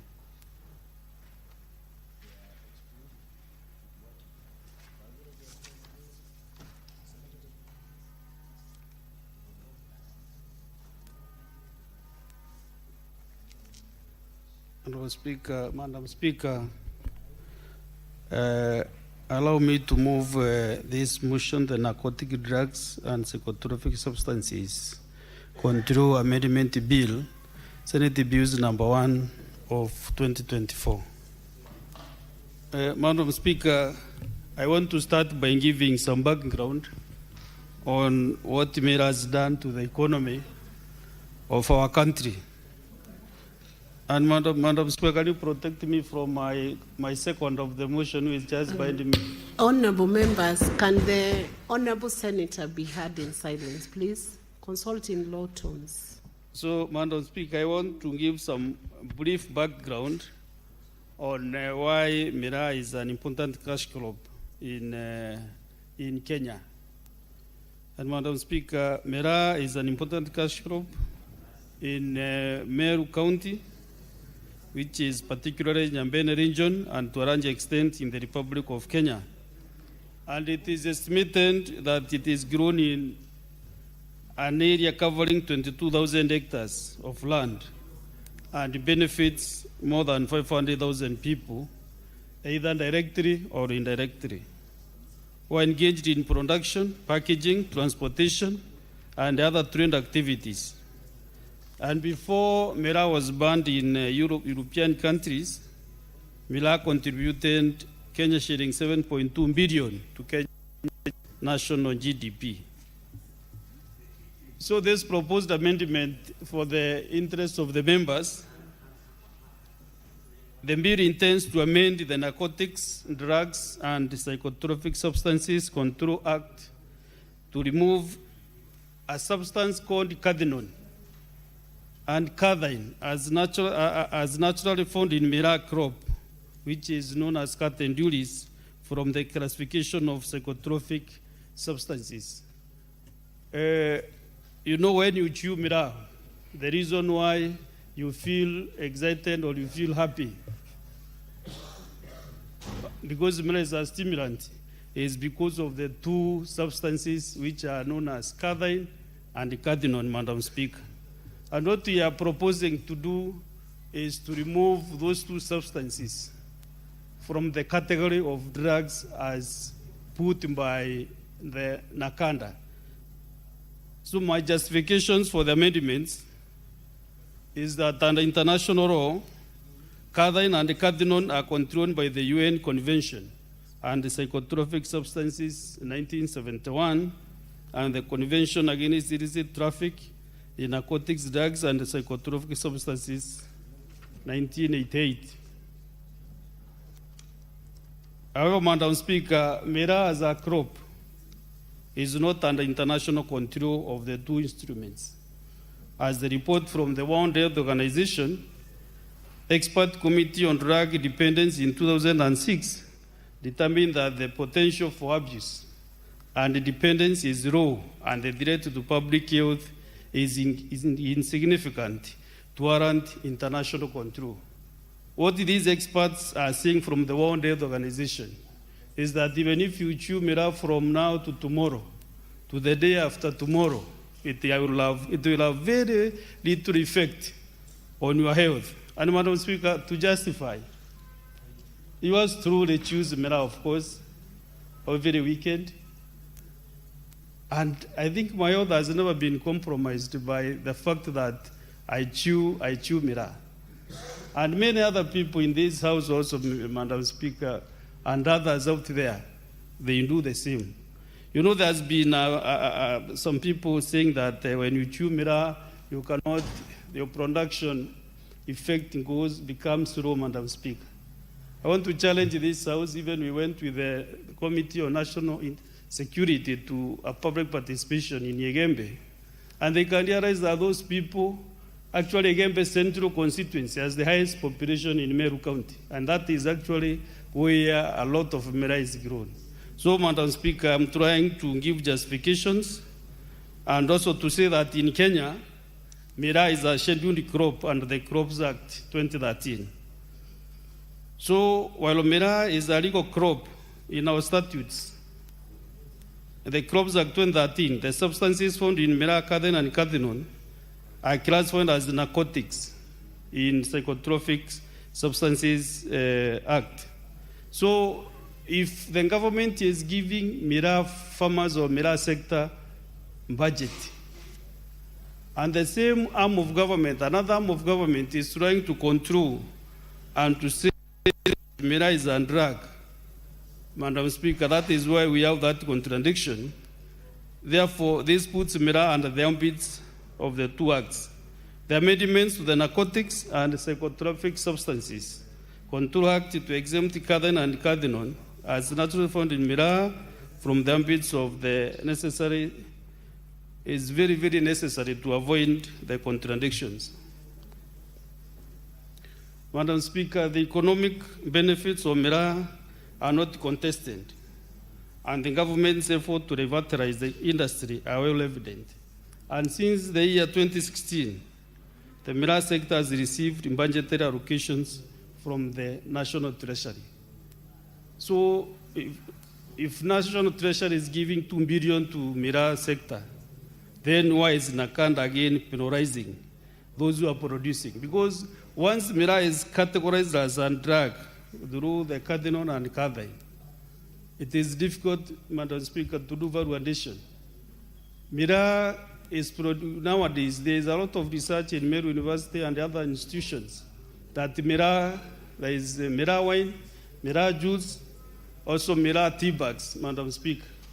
But these institutions have been unable to market these products because they are not getting licensed by the Kenyan Bureau of Standards. So that is why I'm here this afternoon to pray with the Senate so that they can help us to remove the two substances, cathinone and cathyne, from the category under Nakanda. So it is important, Madam Speaker, to note that some of the government agencies, including Nakanda now, have spoken about it, have given contradictory positions on Miraa. In the year 2013, appearing before the Parliamentary Handle Committee, which was formed to investigate and inquire on Miraa-related issues, the chairperson then for Nakanda, Honorable John Mutudo, told the committee, the Parliamentary Committee, that there were no strong grounds to classify Miraa as a drug. And Makiu was just the previous chair of Nakanda. And according to the Honorable Mutudo, he had no issues with the Miraa, and he really pronounced himself that the Miraa and is very little effect. Actually, he is the one who urged Parliament to repeal or amend the Narcotics and the Psychotropic Control Act, which indicated the two substances found in Miraa as prohibited substances.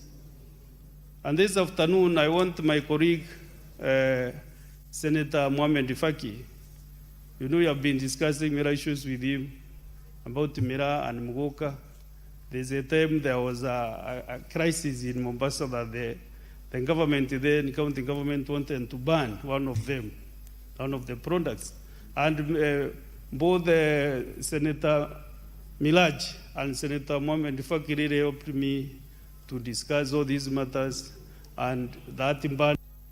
So I want to thank them, and I'm happy that in this house to support what I'm trying to propose. And this is actually this is what. What's your point of order, Senator Faki?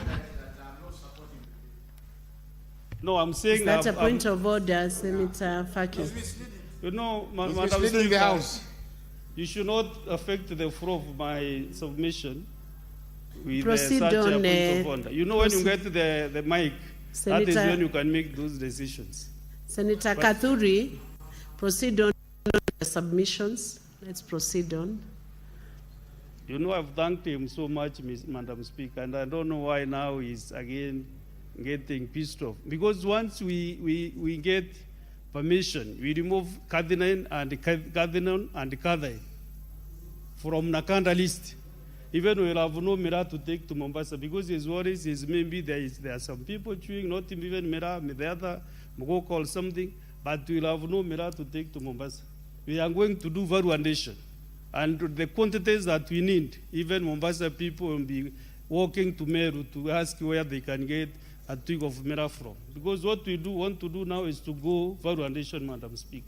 So we want to make sure that even these trucks we see on the road, the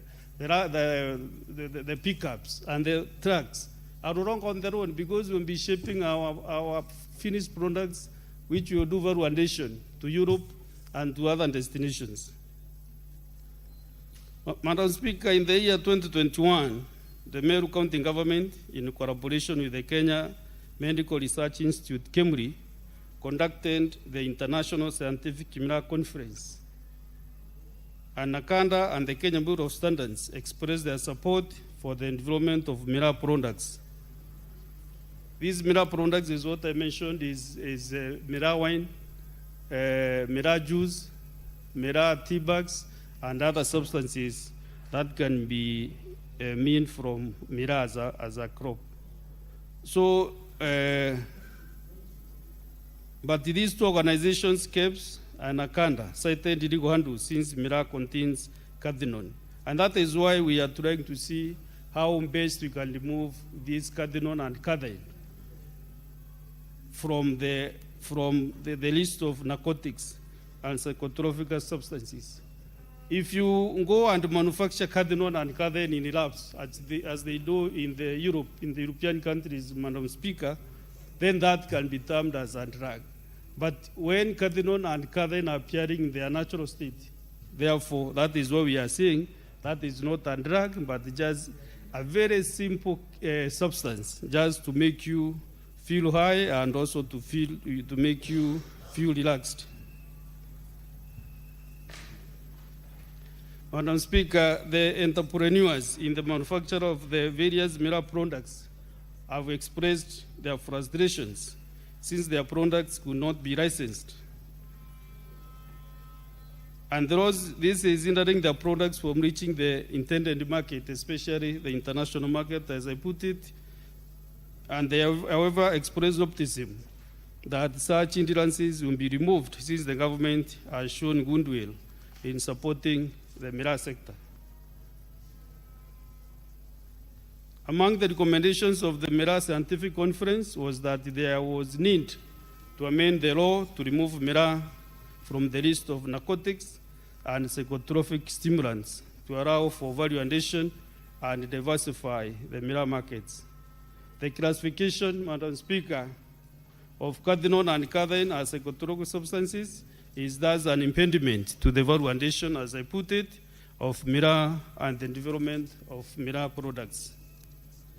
Madam Speaker, I want to give this House again some parliamentary reports that have been made in support of the amendments.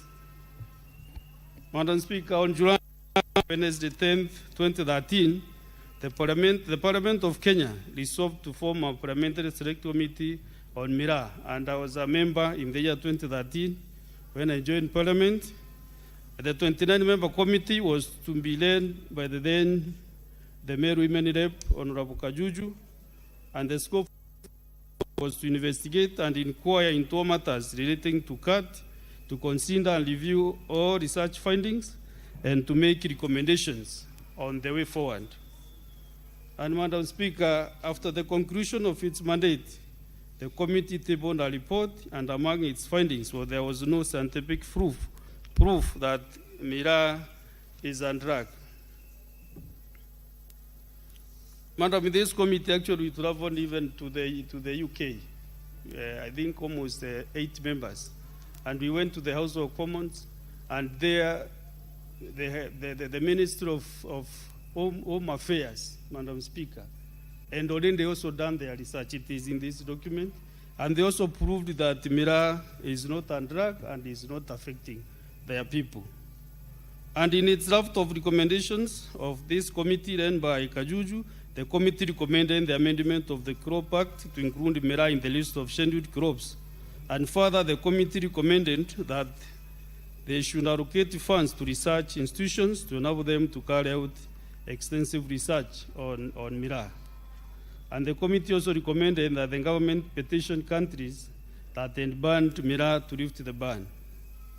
So, Madam Speaker, through Statute Law Miscellaneous Amendment Act number 7 of 2016, miraa was included in the list of Scheduled Crops Act 2013. So miraa nowadays is just like coffee, like tea, like coconut, like pyrethrum, like korosho.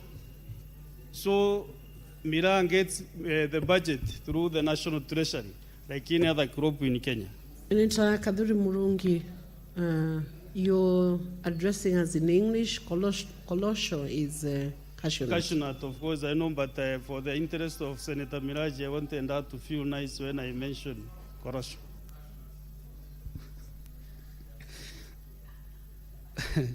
It is also important to know that in the exercise of powers conferred in Section 40 of the Crops Act 2013, the Cabinet Secretary for Agriculture and Livestock Development in the Crops Regulations 2023, which have been adopted by both houses of Parliament. The objective of the regulations is to promote, develop, and regulate the miraa industry. Madam Speaker, if I may quote my colleague also, Senator Modigi. Modigi, in this entire almost half of Embu County, people grow mogoka. And that is their economic lifeline. And that is why my friend is here attentively, because you'll be contributing to this important amendment, Madam Speaker. If this crop is not supported, how do you think that community can be able to survive? In Meru, I think 5 constituencies, they grow miraa and nothing else. And they don't know even how to grow any other crop because they have lived with the miraa since independence, since they were born. Even when they are doing dowry, we are doing dowry in Meru, you must take a bunch of miraa to your in-law. Otherwise, we're not get that in the Madam Speaker. So it is, the crop is so attached to us, Madam Speaker. Even when we are raising money for churches, we take miraa and sell in the church so that we can be able to buy seed pills, to do and to do development in the church, Madam Speaker. So I didn't want to seek support from the Senate so that at least we can be able to support this community. Madam Speaker, in the United Kingdom, the House of Commons committee undertook into investigation of the rationale and effect of the miraa ban by the government. In their report, the committee concluded that the ban on cat in the UK was not based on any evidence that miraa causes medical or social harm. Instead, miraa was banned because of a desire to avoid the UK becoming a hub for the illegal importation of cat into other EU countries.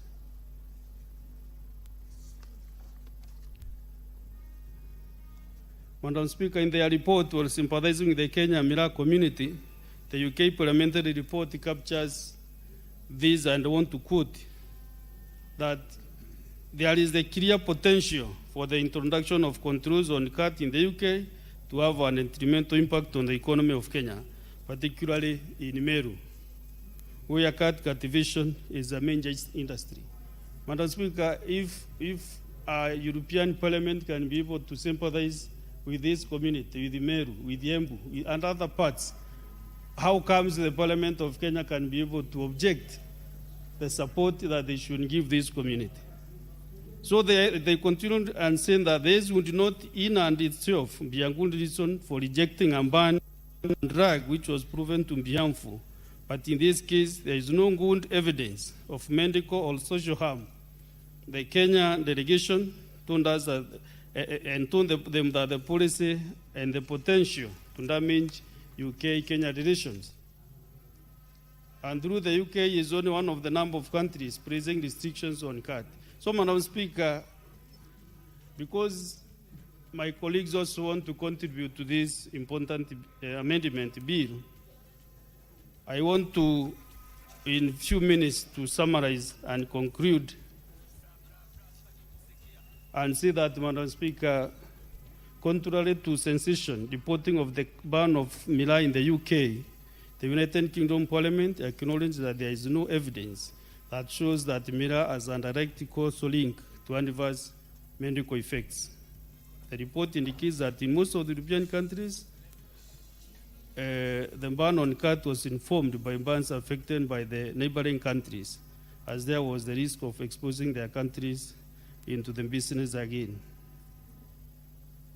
The Parliamentary Report Committee in Kenya on Agriculture and Livestock, Madam Speaker, dated 2nd June 2022, responding to a petition by miraa farmers regarding the matters relating to miraa, among them implementation of the Mira Task Force, implementation technical team recommendations, the diversion of funds for the Mira industry, misappropriation of 1 billion meant for Mira revitalization, further underscores the significance the Parliament of Kenya has placed on the Mira sector. Madam Speaker, I don't want to continue with the more branches because I can see my members, honorable colleagues, have understood what I want to do. Therefore, in conclusion, Madam Speaker, well, Mira is a legal cash crop in Kenya, and the government provides budgetary allocations to support the industry. The classification of its components as prohibited substances negates the strengths meant to revitalize the industry and is a hindrance to the value addition of the crop. It is only fair and just to the farmers and the manufacturers of Mira products to have the components of Mira, cathine, and cathinol, and their natural form be removed from ambits of the Narcotics and Psychotropic Substances Control Act. So, my colleague senators, I think I've convinced enough in my deliberations, but I'm very, very much available. Whoever wants more clarification, more information, just to approach me, or you can call me on wherever you are seated so that I can be able to give you more information, more facts, so that you can be able to support this amendment bill, which will go a very, very big way, actually, to support one of the biggest populations that we have. And Madam Speaker, since you also come from a county that is so much agricultural like Murang'a, if today we say there should no macadamia nuts, we see now we have a lot of fight on macadamia nuts. Even in Meru, we do produce them. But you can see now the prices have gone down. Senator Murango is very much aware the effect that we have on macadamia. So if macadamia is banned in Murang'a, in Kirinyaga, in Kiambu, in Meru, in Embu, where can those farmers go? This is the same thing with Mira in Meru, in Embu, that is where it is mostly grown. Madam Speaker, I can see my colleague is a bit tense, but I want to promise you, once you approve this amendment bill, Senator Faki, we shall collect all Mira coming to Mombasa and do value addition. That is actually the comfort that I want to give you, so that when discussing this bill, you will have that insight, that what we want to do is to make sure that whatever Mira is coming out of Meru, we do value addition into wine, into juice, and also, if you can't drink wine or take juice, you can just boil your hot water and put Mira tin bag inside, and just you consume, and you'll be fine. So, therefore, Madam Speaker, thank you very much. I would like to request my friend Senator Chelagei to second this motion. Thank you very much. Thank you, Senator Kathuri. Very interesting debate. Senator Chelagei, hold on. Hold on for me. I have a communication from the chair on a visiting delegation of youth leaders from Murang'a County. Honorable Senators, I would like to acknowledge the presence in the public gallery this afternoon a visiting delegation of 12 youth leaders from Murang'a County. The delegation is in the Senate on a courtesy call to Senator Joe Newton, MP. On behalf of the Senate and on my own behalf, also from Murang'a County, I extend a warm welcome to the delegation and wish them a very fruitful visit, and I thank you. And to honor the youth leaders who are from the county where Senator Joe Newton and yours truly comes from, I will call out the names. We have Stephen Wangoi, Paul Mwangi, Susan Bao, Nahash Onjiri, Dennis Karori, Benjamin Kigo, Charles Mbai, Francis Joguna, Samuel Dongo, Irene Jerry, Jane Jerry, and Nancy. Thank you and welcome to Senate. Senator Cherarige, you may proceed. Yes, let me give an opportunity, first of all, to Senator Joe Nyoto to welcome the great 12 youth leaders from Murang'a County. Thank you, Madam Speaker, for the opportunity to welcome these youth leaders from Murang'a County, where you also happen to come from. Madam Speaker, these are young people who have volunteered themselves and come out as leaders in the county. And Madam Speaker, they have come here for mentorship and familiarization. And Madam Speaker, you know, as you have observed, that Murang'a County is a great county, a county that continues producing great leaders. And this is a county that also recognizes and respects women leadership, Madam Speaker. And that is why you and other women leaders on Sunday welcomed the President of Kenya, Madam Speaker. We have very many women leaders in Murang'a and who love the President. But Madam Speaker, these are youths that are non-aligned and who are here to learn and of course see what we do here. I want to welcome you to this house. This is the upper house of Parliament, which basically specializes in protecting devolution in the counties, and also, of course, you know, strives to see that counties are well resourced. So you are in the right place. Madam Speaker, they say that you have to fake it till you make it. So when these leaders are here, they are behaving like leaders, faking as leaders, at least when they are here, because ultimately, with God's blessings, they will end up in either of the houses as great leaders. So, Madam Speaker, I welcome these great leaders and encourage them to come once and again when they can, and I thank you for according and recognizing them and calling them out name by name. So, Madam Speaker, I thank you. Encourage our young people to continue, of course, associating with leadership and visiting the houses. Madam Speaker, I thank you. Thank you, Senator Joe Nyoto. Senator Charadige, you may proceed to second this motion. Thank you, Madam Speaker, for this opportunity as I move to second this important bill, the Narcotic Drugs Psychotropic Substance Control Amendment Bill 2024, by His Excellency the Deputy Speaker of the Republic of Kenya, Katuri Murungi, who is a member of Njurinjeke. So, Speaker, I also want to thank Madam Speaker because the youth leaders from Murang'a are just here, and I'm happy Murang'a is one of the agricultural counties in the Republic of Kenya, and I want to wish them well. I'm happy Senator Nyamu has said they are non-aligned, and I'm happy that we'll work together. I can assure them if they want us to work together, I'm willing to work together so that we can mentor them to be leaders, not only leaders at their region, but national leaders. So, Mr. Speaker, we wish them well and God's blessings. That is where some of us started from. We must, and I want to celebrate the Senator Katuri Murungi, the Njurinjeka, and the Deputy Speaker of the Senate Republic of Kenya. And I'm Speaker, I think the biggest agenda we have as a nation, or as leaders who are elected as Article 96, is to represent the interest of our people. I think time and again, Senator Katuri, who used to be a member of Parliament of National Assembly in the lower house, and now is serving as a first-term member of the Senate, representing the great people of Meru, has done exceptionally very well.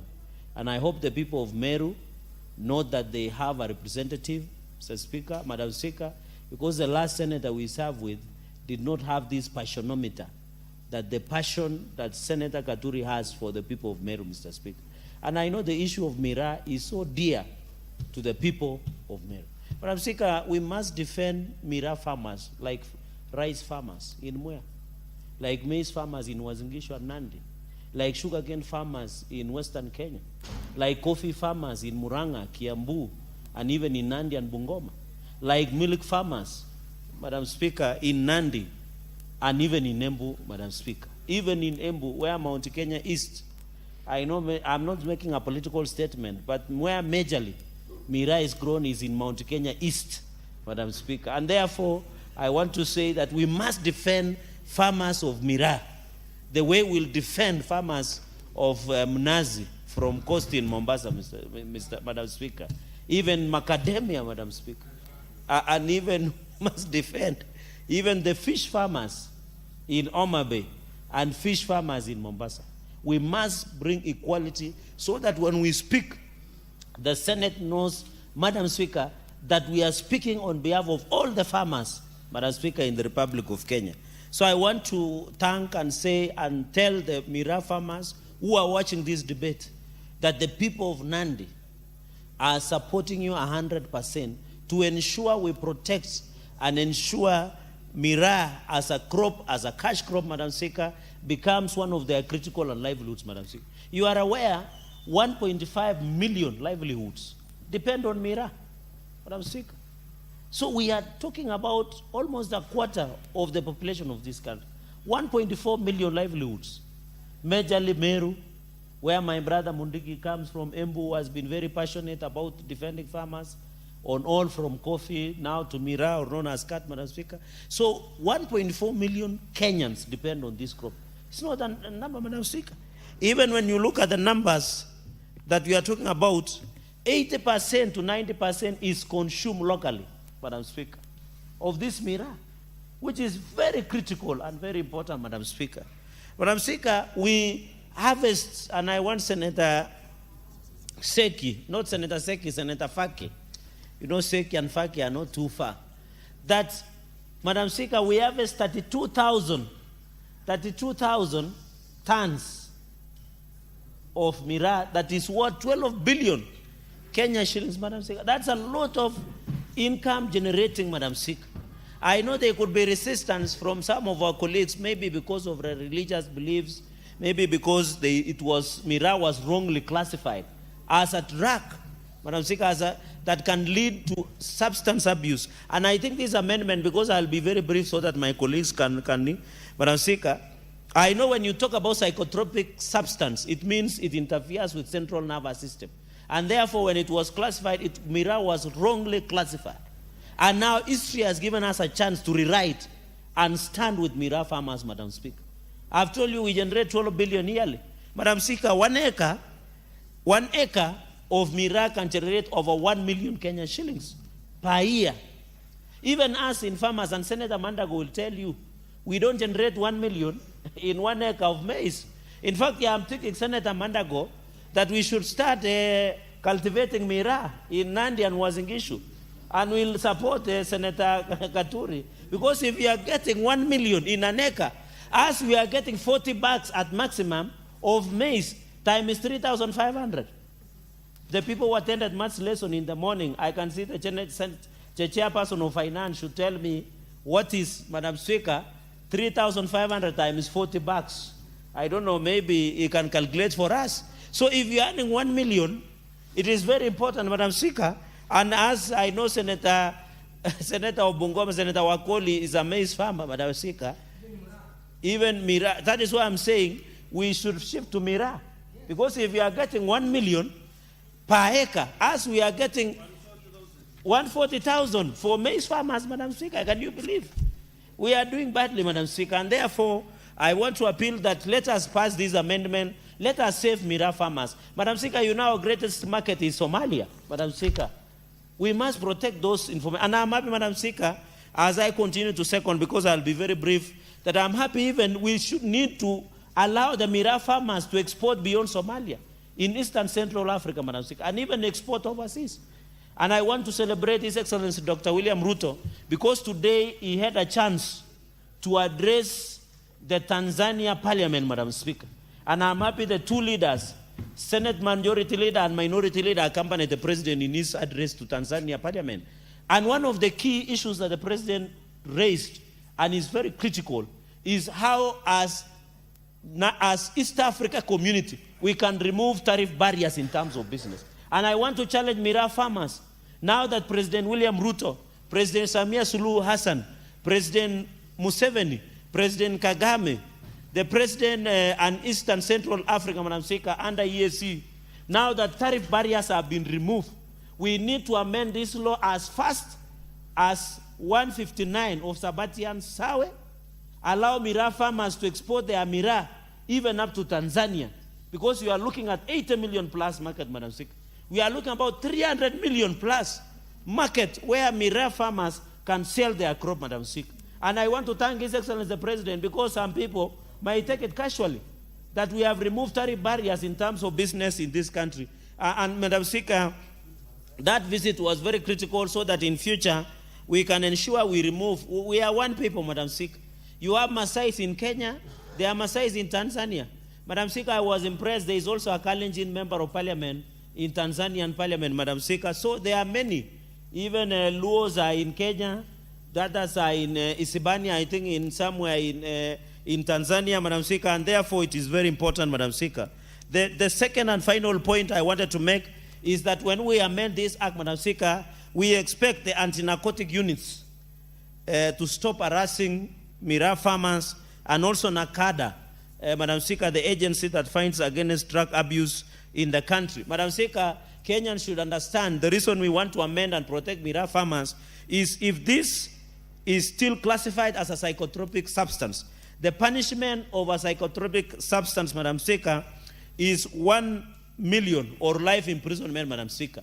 So I want to appeal to Senator Faki, Senator Roba, Senator Miraj, Senator Abbas, Senator Chute, that this is very important, Madam Speaker. These are just normal farmers. There is nothing. Even, Madam Speaker, can you believe the coffee you take, it interferes with central nervous system. The tea you take, it interferes with central nervous system. So we should not say Miraa is a drug, Madam Speaker. It is just like any other crop that will assist, Madam Speaker, so that we can ensure. So I want to appeal to my colleagues, especially who have mentioned that we need... Honorable Chiradige, just hold on. What's your point of order, Senator Bass? Senator... Yes, Madam Speaker, Captain. I wish to request the Honorable Senator Cherargei to clarify why he chose to single out Senator Faki, Senator Miraj, and Senator Abbas, and Senator Roba for the benefit of the House, because I don't seem to understand the intention of the Honorable Senator. Thank you. Senator Cherargei, can you clarify why you segregated and singled them out in your submissions? Madam Speaker, it is the senators that my eyes could capture. I could see at the floor of the House.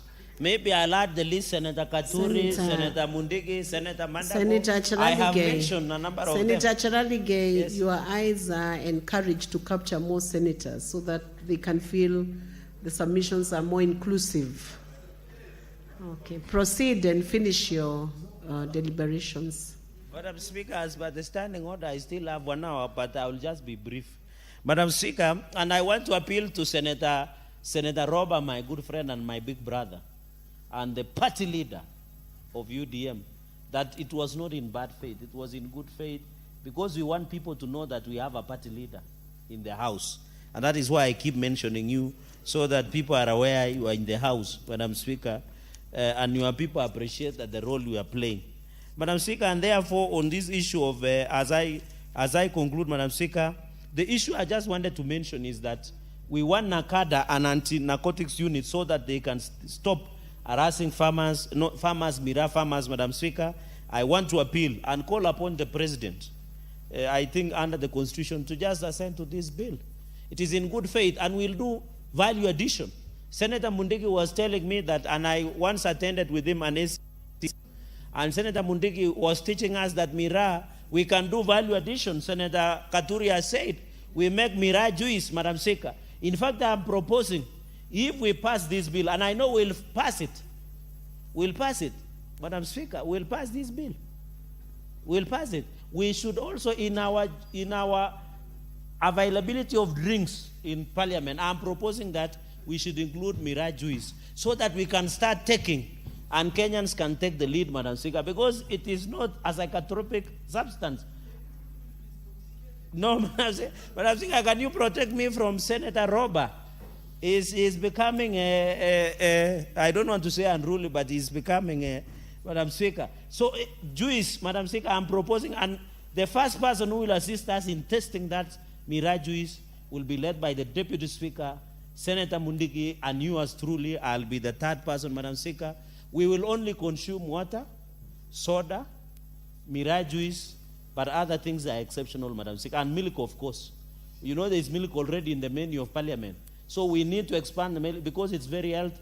I'm told it is good for the body and the soul, and it can assist you in other engagements, especially after 6 p.m. to 6 a.m. in the morning, Madam Speaker. So we must ensure that we do value addition to all the things that we do so that the people of Mira, we can do value addition, Madam Speaker.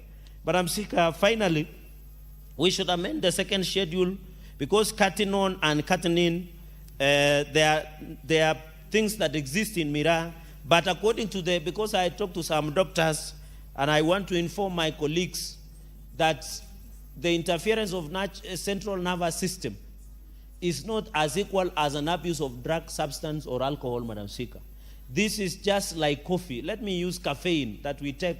It doesn't interfere, it doesn't intoxicate, Madam Speaker. So I want to thank Senate Deputy Speaker for bringing this, Madam Speaker.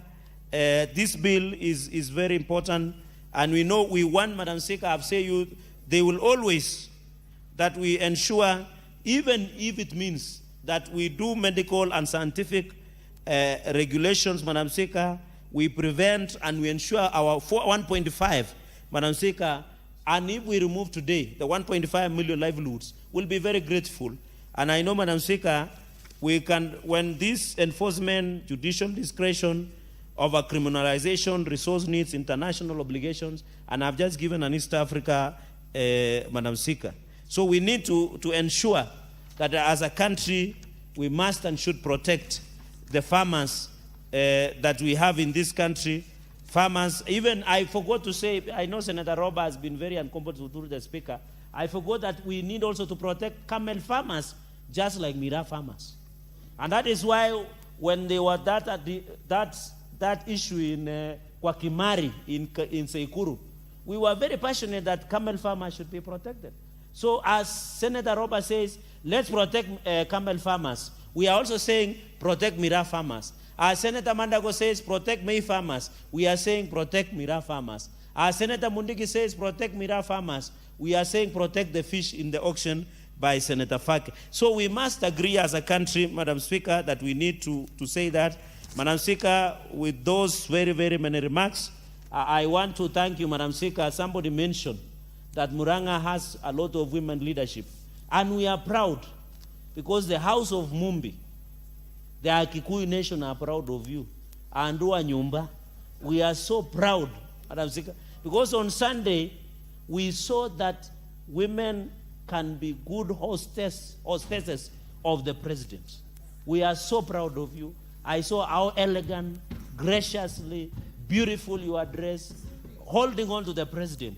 And we know there is no, Madam Speaker, can you protect me from Senator Nyamu? He's just heckling, and you know that's the habit of ODM. I'm just praising you. Why is it still us that I'm praising the Speaker? Does she have any other agenda that we don't know? So we are proud that you hosted the president. Muranga, Nandi, and any other part, and I want also even in Mandera, the other day, Senator Roba, you hosted the president. The president is the president of the Republic of Kenya. He does not need any permission to visit any country. And I saw some people saying, why is President William Ruto visiting after every 1 week Muranga? Muranga is Kenya. He can even decide and come and live in Muranga. He's the president of Kenya, for heaven's sake. Even Meru. In fact, Meru should have a state lodge, Madam Speaker, so that the president can come and stay there, Madam Speaker. So, Madam Speaker, we are proud of you. And you know, many people had said Muranga is not in Kenya Kwanza, but under your leadership as SG Emeritus, we have seen Muranga is in government fully. And come 2027, many people will be shocked. I want to appeal to the president. The moment the president signs this Mira bill into law, he will get all the votes of Mount Kenya region, Madam Speaker.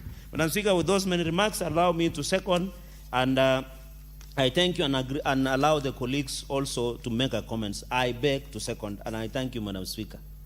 Thank you, Senator Cheradi.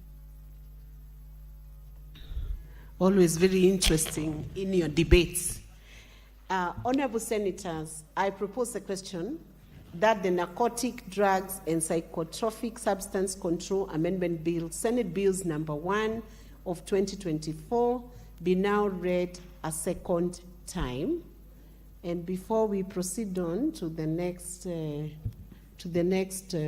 stage of this bill, I am going to give a direction now that I see Senator Nyamu is in the House.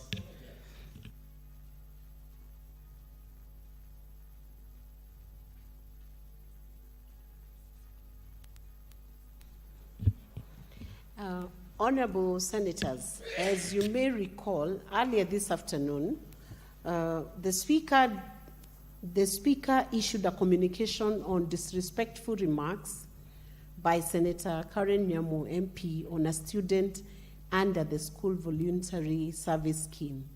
Honorable Senators, I now see Senator Nyamu in the chamber, and in this regard, I forthwith call upon the Senator to tender the unreserved apology as earlier directed by the Chair to the Senate, the student's family, and the public for the distress occasioned by her remarks in compliance with the communication that was issued earlier by the Chair and the Speaker of this House.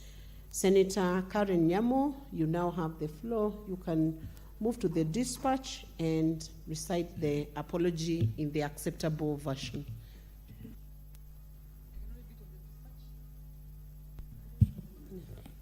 You can choose to do it from wherever you wish.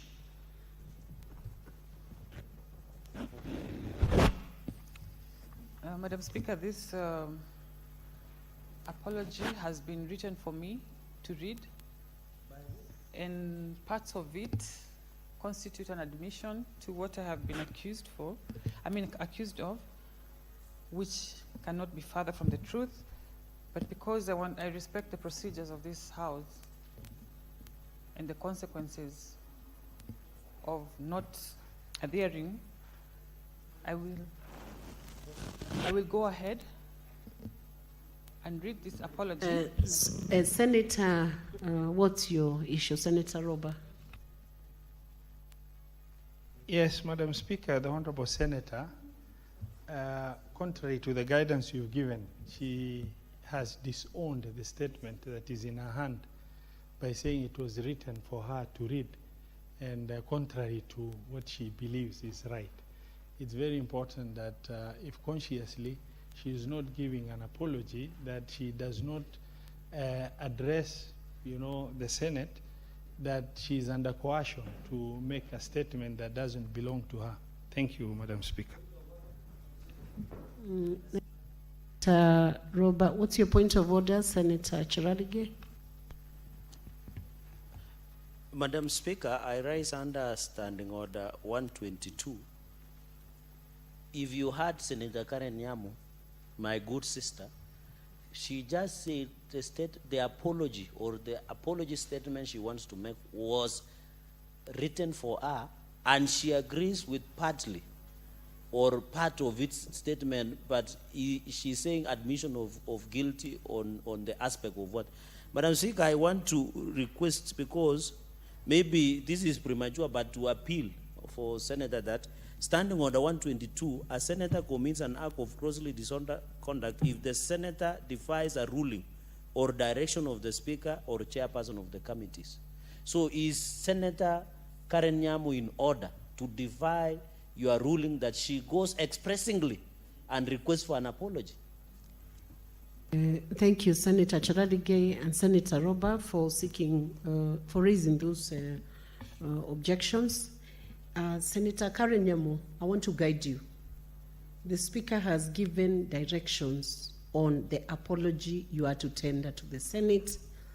This apology relates to a very young learner, and you know the effect that it can have when statements are misunderstood. That student who was here came here to learn, to be mentored, and must be mentored in the best environment.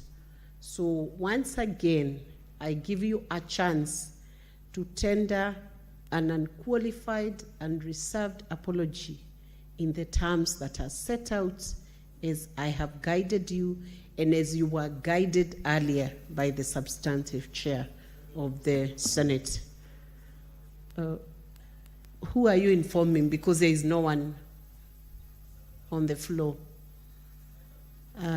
You cannot inform when there is no one who is on the floor. So Senator Madago, hold your peace. Senator Karen Nyamu, can you now proceed to tender the apology without wasting time? Madam Speaker, I'd also want, before I read my apology, I can let Senator Madago inform me. Senator Karen Nyamu, proceed to tender the apology. I did not allow Senator Madago to proceed with any, even with his request for point of information, because there was no one on the floor. Proceed. Senator Madago, this house is guided not by elders, but it's guided by the standing orders of the Senate, and those are the ones we are running the proceedings by. We have we have avenues for elders to guide in other very important matters. So proceed, Senator Karen. What is your point of clarification, Senator Kathuri Murungi? Madam Speaker, I also am very, very keen to listen to the apology. But Madam Speaker, do you mean the praise of elders in this house is not there according to you? Because many times we refer to elder, the chairman, you or youth. Senator Kathuri Murungi. Can you praise us?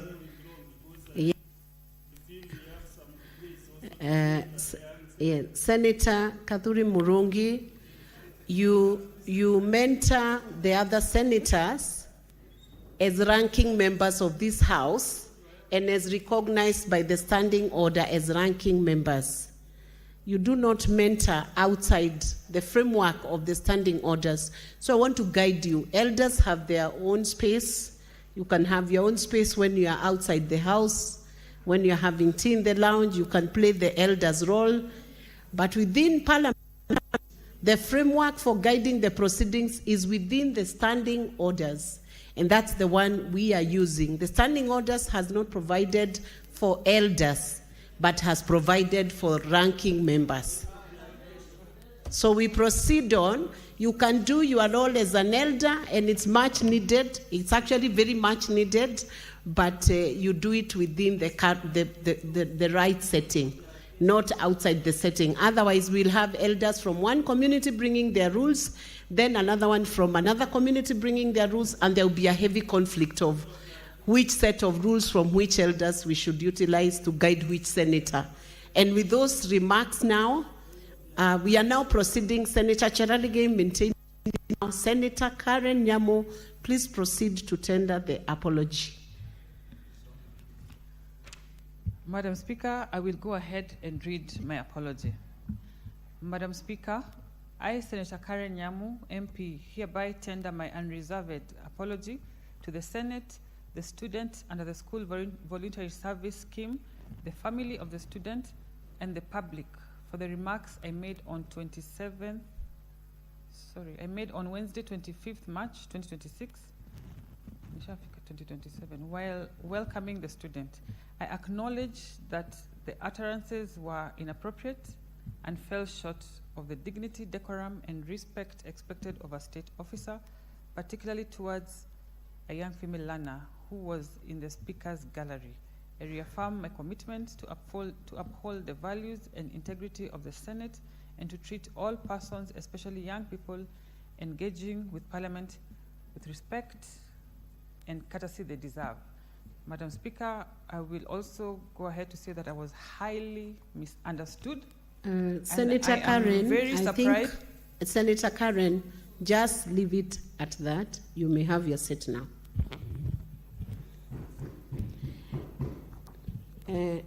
Honorable Senators, having considered the apology tendered by Senator Karen Nyamu MP, hereby acknowledge and accept the same. I nonetheless caution the state officer going forward to refrain from making any such disrespectful remarks. I further now direct that all remarks made by Senator Nyamu MP to the Senate on Wednesday, 25th March 2026, be expunged from the Hansard of that sitting day. I thank you. Thank you. Right Honorable Amason Jeffer King, Speaker of Senate. We can now proceed on. What's your point of order, Senator Roba? Thank you, Madam Speaker. I rise on point of order according to Senate Standing Order 111 to request that because this is a bill that is of interest to many and we wish to contribute, all of us, to limit the timing of the contributions so that we can get the opportunity to weigh in. Madam Speaker, thank you. I propose 5 minutes, Mr. Speaker. Honorable Senators, there is a proposal for... yes, Senator Kathuri, the mover of this bill. Madam Speaker, if my record is right and my knowledge on procedure matters, you can only validate that time when the bill is being moved, especially after seconding. That is when you can be able to limit the time.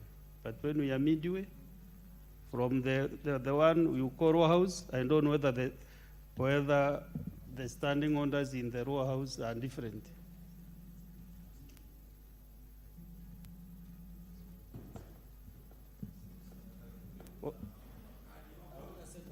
Senator Kathuri, I want to agree with you on your clarification on the procedural matter, but also guide you that we have done it, it's been done procedurally because it's just been seconded and we have not proceeded to the next step.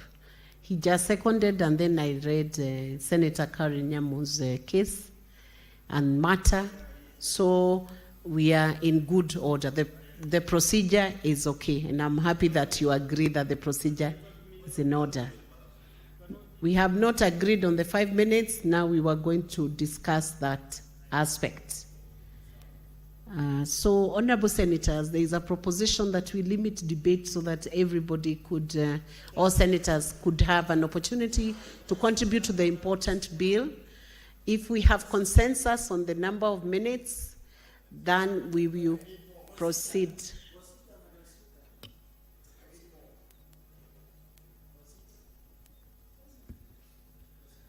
Senator Charadige, what point of procedure are you raising? Madam Speaker, if you look at the Standing Order 111, that motion by Senator Roba is wrongly before the House because he just proposed and he doesn't have a seconder. So the motion serves as the fate of collapse. Madam Speaker, he didn't even call anybody to second. So that motion collapses, Madam Speaker, but it does not even see the light of day, Madam Speaker. It dies by the sword. So, Madam Speaker, that's violation of Standing Order 111 because it's a motion that should have been properly moved, which is not properly moved, Madam Speaker. Senator Charalige, no decision has as yet been made. I only need to guide the Honorable Senator Roba to call the seconder of that motion before we move into agreeing how the debate is limited. I'm using my discretion as a speaker. Proceed, Senator Roba. Thank you, Madam Speaker, for the guidance. I rise on Standing Order 111, and as moved, I request my colleague, Senator Mandago, to second. Madam Speaker, I second. So we can...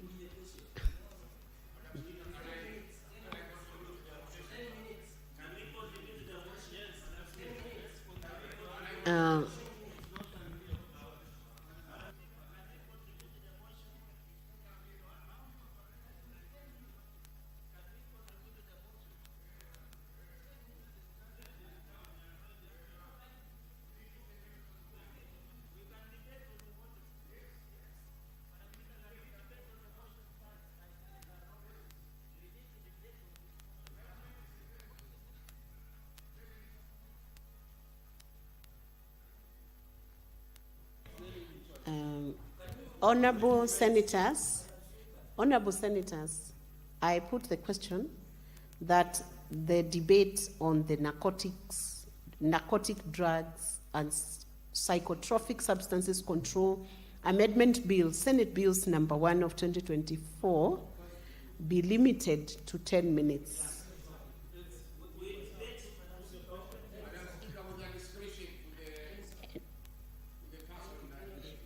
I put the question that the debate on the narcotic drugs and psychotropic substances control amendment bill, Senate Bills number 1 of 2024, be limited to 10 minutes. As many.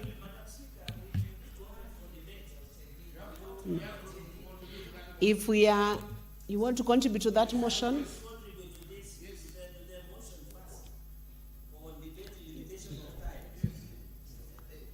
I will give one person on this side and one person on the other side and close that debate. So, Senator, one person on this, one senator on this side and one senator on the other side. And 2 minutes each. Asante Mheshimiwa Spika. Kwanza ni kupinga mswada huu wa kupunguza wakati wa maongezi wa mswada huu muhimu. Mheshimiwa Spika, masuala ya miraa, masuala ya mogoka ni masuala ambayo yametoa athari nyingi sana kwa wakazi wa Mombasa, Pwani kwa jumla, na pia sehemu za Northeastern na sehemu zingine mpaka kama vile Garissa, Mandera, Wajia na kwa kwingineko. Kwa hiyo Mheshimiwa Spika, mimi binafsi dakika 10 hazitaweza kunitosha kuweza kuzungumzia mchango wangu kwa mswada huu. Ningeomba nipewe zaidi ya dakika 10 katika kueleza, nipewe zile 25 ambazo zinatakana kupewa ili niweze kupinga mswada huu kikamilifu. Asante Mr. Speaker.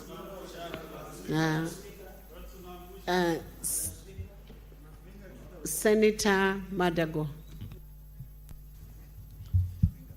Madam Speaker, I support the motion that the debate be limited to 10 minutes so that all honorable senators can have time to contribute.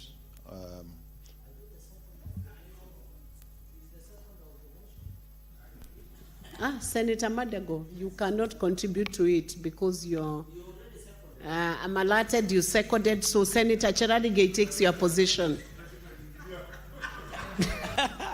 Madam Speaker, thank you. Thank you for seeking that clarification. Yes, because Madam Speaker, as you said earlier, this house is not guided by elders. It is guided by the House President rules and standing orders. And you know, Senator Madago is one of our revered elders of our community. So maybe that we can handle him at that level. Madam Speaker, I want to just support that 10 minutes is sufficient. This bill has stayed longer in the order paper. The Mira farmers are waiting. And even the president has just informed me the other day that he's waiting for the bill to ascend. So 10 minutes is more than sufficient. Madam Speaker, put the question and we will win it. I thank you, Madam Speaker. Senator Madago, that will be the last clarification we have on this issue. Take a minute. Yes. Proceed. You know, Madam Speaker, I don't understand the agitation of Senator Mundigi. Mundigi, you should remember I'm among those who supported Muguka when there was a stalemate in Mombasa. You should come quietly. Madam Speaker, my clarification is not even related to the Mira amendment bill. We are going to go to that. So can you do that clarification later then? Let's tidy up this Mira debate and then you'll do the clarification later. What's your point of order, Senator Roba? Is it in order for the Honorable Senator Cherarigei to invoke the name of the President?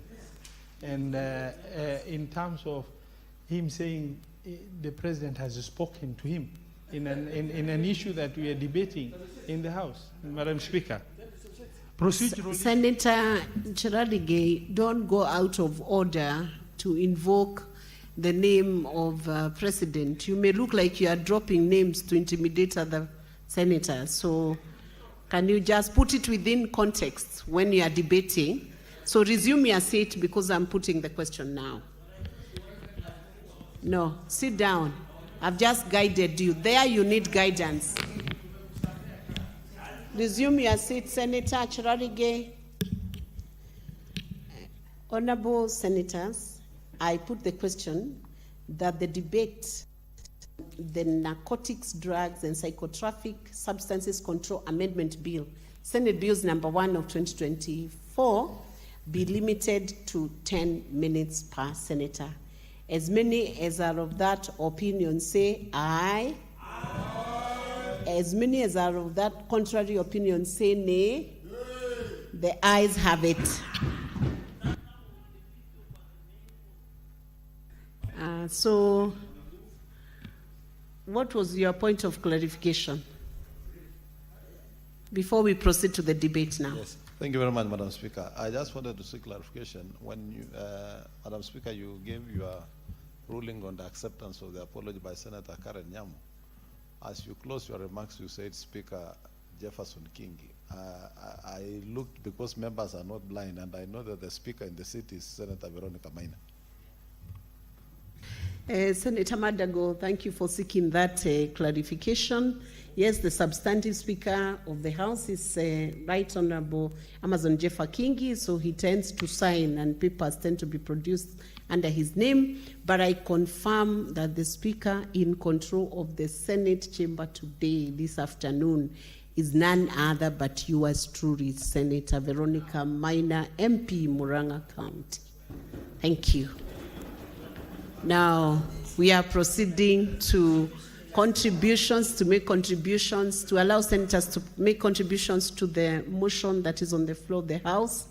I'll give this first chance to Senator Mudigi.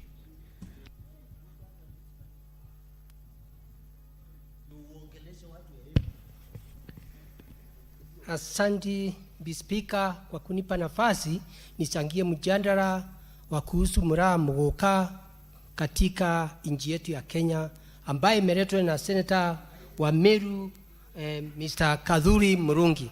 Bispika, mambo ya kilimo katika nchi yetu ya Kenya, kila county iko na ile mazao inalima. Ukienda Kitale utakuta kilimo ya mahindi. Ukienda Kisumu utakuta kilimo ya sukari. Ukienda Mombasa utakuta kilimo ambaye ni ya blue economy, mambo ya samaki. Ukienda Kitale utakuta pia mahindi na Eldoret utakuta mahindi. Ukienda Embu, ukienda Kitui, ukienda Tharaka Nithi, ukienda Meru, ukienda Embu, ukienda pia Nandi, na ukienda karibu kaunti 15 mambo ya kilimo, kwa sababu siku hizi watu wote wamerudi masambani. Utakuta watu wanalima mahindi, utakuta kahawa, manjani, makandamia juu ya value addition. Pia Bwana Spika, mambo ya mura mgoka, hii kilimo ilianza wakati hizi vitu zingine sirumbwa na Mungu. Mambo ya mira, kutoka zamani wazee wetu walikuwa nalima kilimo ya mura mgoka, kwa sababu tunajua ukienda Meru hata kwa kanisa utakuta mira inapeanwa kama sandaka. Ukienda kaunti zingine kama mambo ya ndoa, ilikuwa mambo ya wazee wa zamani, mambo ya mura mgoka ilikuwa inapeanwa ndio mchana aweze kuolewa. Mambo ya mira, Bwana Speaker, mambo ya watu wazee wakiwa wamekosana, unakuta hakukua na mambo ya vitu nyingi, hakukua na pesa. Mambo ya miaka ya zamani kulikuwa na mbuzi, kulikuwa na ng'ombe na kondoo, lakini mambo ya hela ilikuwa inaleta wazee pamoja, na mambo ya baraka kuungana na mambo ya mura mgoka. Bispika, wakati sisi kumeingia kilimo, ni mambo ya pesa, mambo ya ndoa, mambo ya zile vitu zingine, unakuta mambo ya value addition. Serikali ya Kenya ya William Ruto imesema mambo ya sukari ifanywe value addition huko upande wa Kisumu na huko Nandi. Ukienda upande mwingine utakuta kahawa, manjani Makandamia saa hii imeleta bei mzuri sana juu ya kufanya value addition. Kwa hiyo Mr. Speaker, mambo ya murasto kumugoka katika kilimo yetu iko katika mazao ya kilimo, na ndio naona tunatetea, kwa sababu katika Embu County na county zingine siku hizi umasikini umeondoka. Senator Cherargei, hold on, Senator Mudige. Senator Cherargei, what's your point of order? Be Speaker, nasimama kwa standing order 105. Ningependa kumuuliza ndugu yangu tu clarify, kwa sababu Wakenya wengi wanafuatilia mjadala huu.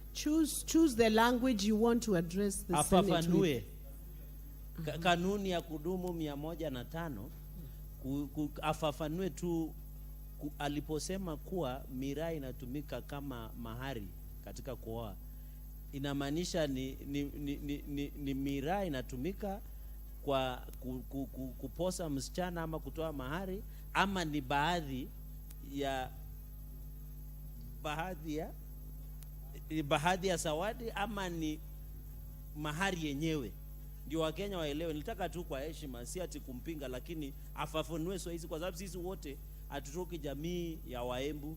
Sisi wengine tunatoa ng'ombe, wengine tunatoa ngamia, wengine tunatoa mbuzi, wengine wanatoa pombe la mnazi. So ingekuwa vizuri Senator Mundigi kwa heshima atuelezee ni zawadi ama ni mahari yenyewe. Ndio leo wale wanataka kuwa wasichana wa Embu wajue tu ukishachukua miraa msichana ukapewa. Tafadhali Mheshimiwa Mundigi.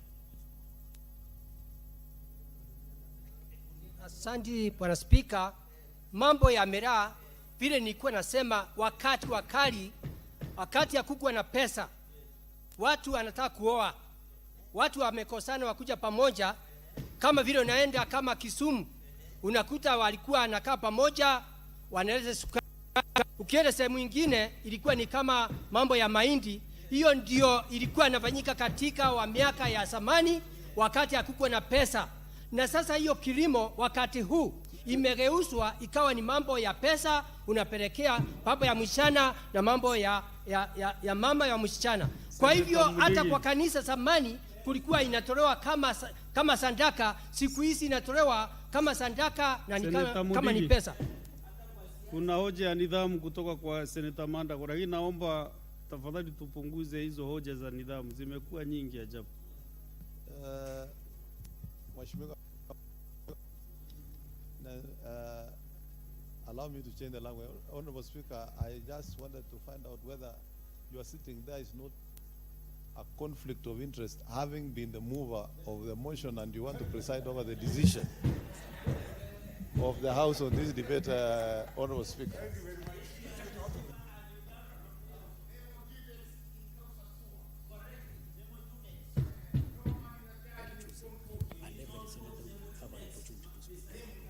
Honorable Senators, Honourable Senators. You know, when I asked the pleas of the owners, you know, there are one or two things that I know which you don't know, Senator Mandago. You know, we are not making any decision now on this bill. You are just contributing. You'll have your time. Senator Faki will get your time. My work is just to manage the House the way I'm doing. Senate.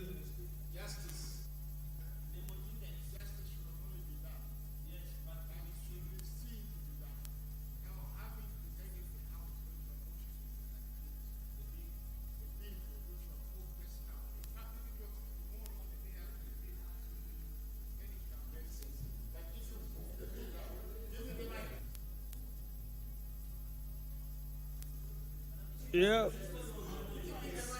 No, wait.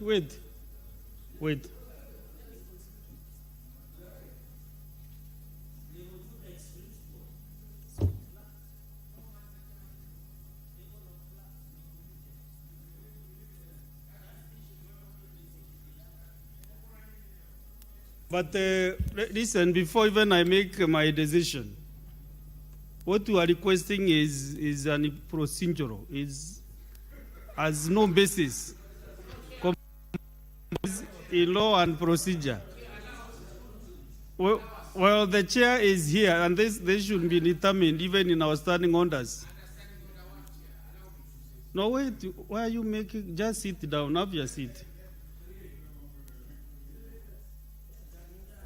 What I'm trying to explain is that by Kaduri Murungi chairing this session has nothing to do with the bill, because the bill you just debate. Are you intimidated by me when I'm here, or what is your problem? Chair, you know you are the mover of this bill. You moved this bill this afternoon. Now, it is not what you think. It is what the common man in the street thinks, that Senator Deputy Speaker Kaduri Murungi presided over the debate of his own bill. Yeah, it's not proper. This is a rule of natural justice, that you cannot be a judge in your own cause. Now, you are not making the decision now. We are not making the decision now, but you are there presiding over the debate of your bill. It is the same. This is natural justice. Senator Chalagay. It is natural justice, Mr. Speaker. Mr. Speaker, sir, and the Deputy Speaker, I raise under Article 107 of Constitution in 2010. At any sitting of a House Parliament, the Speaker presides.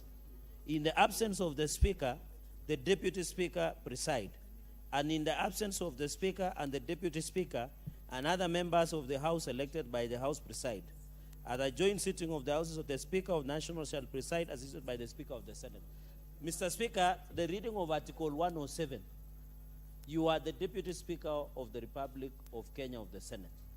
So you are properly seated, because Article 107 of the Constitution is very clear.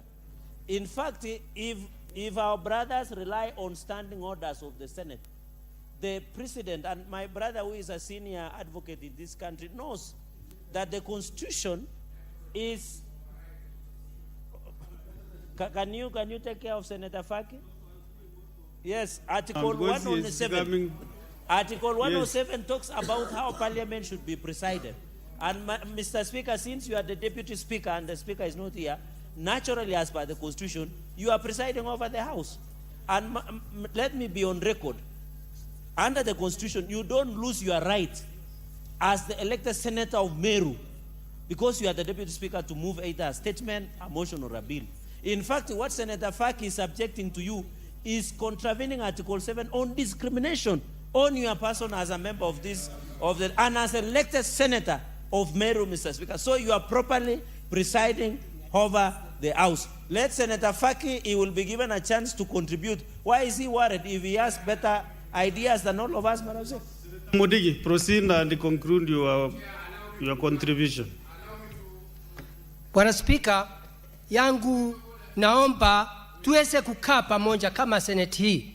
Kama vile tulipitisha sukari ikawa validation, tukapitisha majani ikawa validation, tukapitisha kahawa ikawa validation. Saa hii hawa wakulima wote wanaserekea kama Wakenya ambaye wanaserekea mambo ya kilimo. Bwana Speaker, ningeomba tu hii Senate pia ipitishe mambo ya Mura, Mugoka, ndio ile kaunti 15 ile ambaye wakati huu inaserekea pesa kutoa kilimo ya Mura stroke Mugoka iweze kupata mazao yao, kwa sababu mambo ya shule, mambo ya kanisa, mambo ya manyumbani, kila kitu yote kilimo ya Mura stroke Mugoka inaendelea vizuri. Na pia Bwana Speaker, kama hii mambo yote itaendelea, utakuta economy ya counties, utakuta economy ya Kenya, kama vile tumeona serikali ya Kenya ya William Ruto ikifanya mambo ya mazao ingine. Hivyo tunamuomba hii bill tukipitisha pia apitishe, ndio kilimo ya Mura Mugoka weze kuendelea njia ile inafaa. Bwana Speaker, mambo ya Mura stroke Mugoka yende ikawa watu wengine wanaweza kupinga, lakini naomba pia serikali kutoa hii kadhini na kadhino. Hiyo kakitu ni kama vile unaweza kunywa manjani nyingi ama unaweza kunywa kawa nyingi, inakusumbua akili, inakusumbua mwili. Kwa hivyo Bwana Speaker, hii kitu ikipitishwa pia itafanywa research na serikali ya Kenya tuweze kuona kama inaweza kutoka dawa. Kwa sababu unajua mrasho kumogoka inaweza kutoa dawa mzuri sana. Pia Bwana Speaker, mambo ya wine ambayo inaweza kutoka pale, mambo ya bigiji inaweza kutoka pale na vitu nyingi, na pia mambo ya majani ambaye inaweza kutengeneza ndio watu wakae vizuri.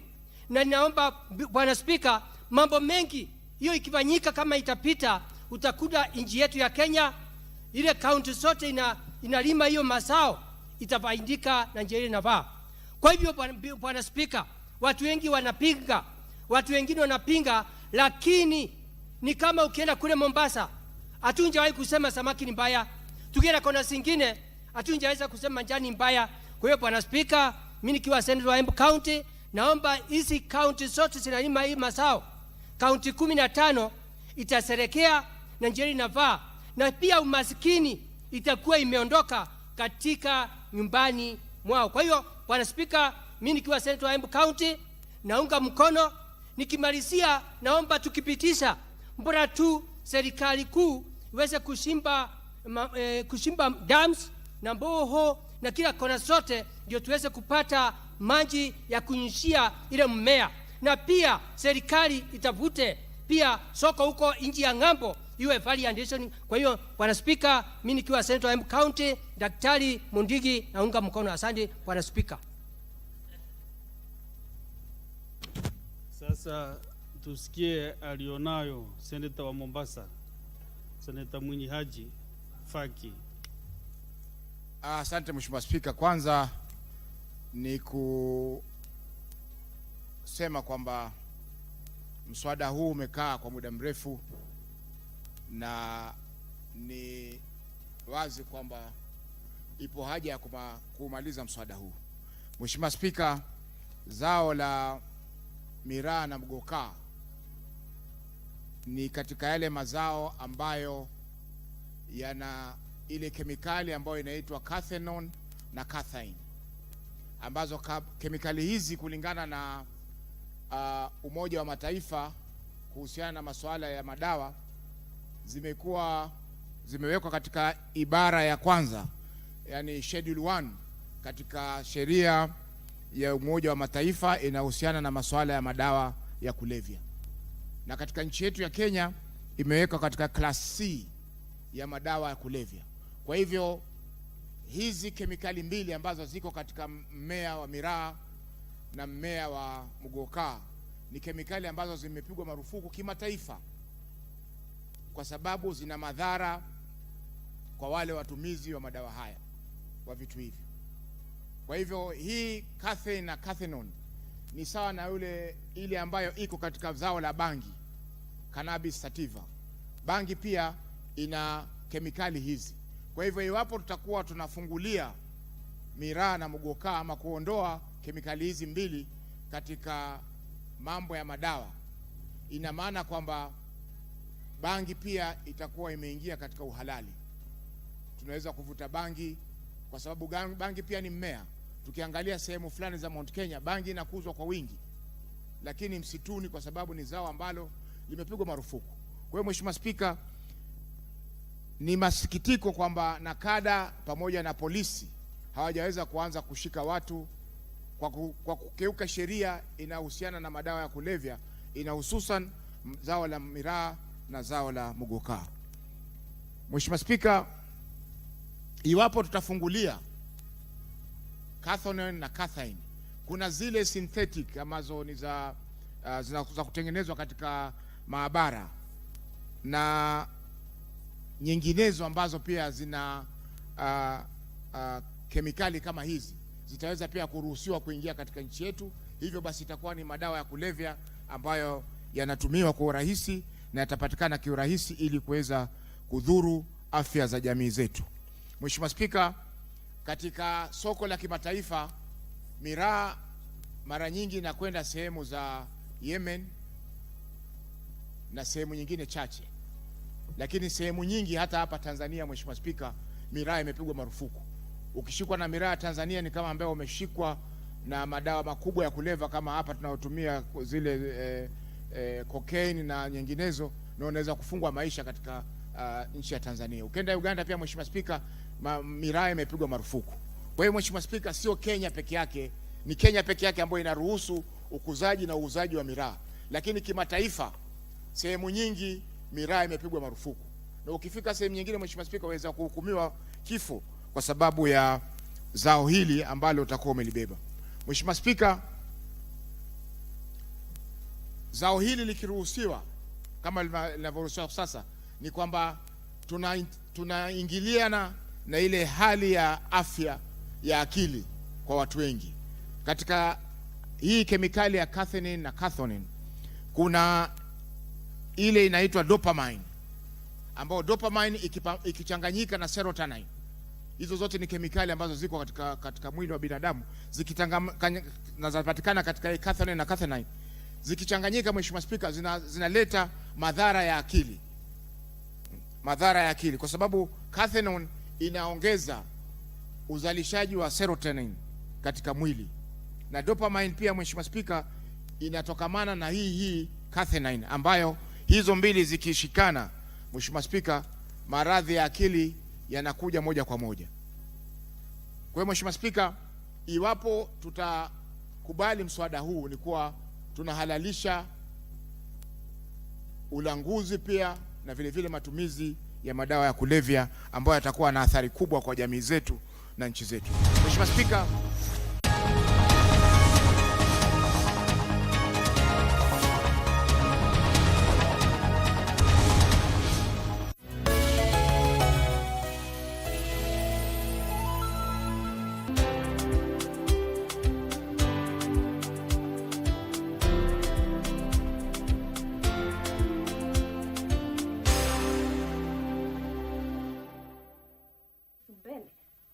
Asante wataka nini?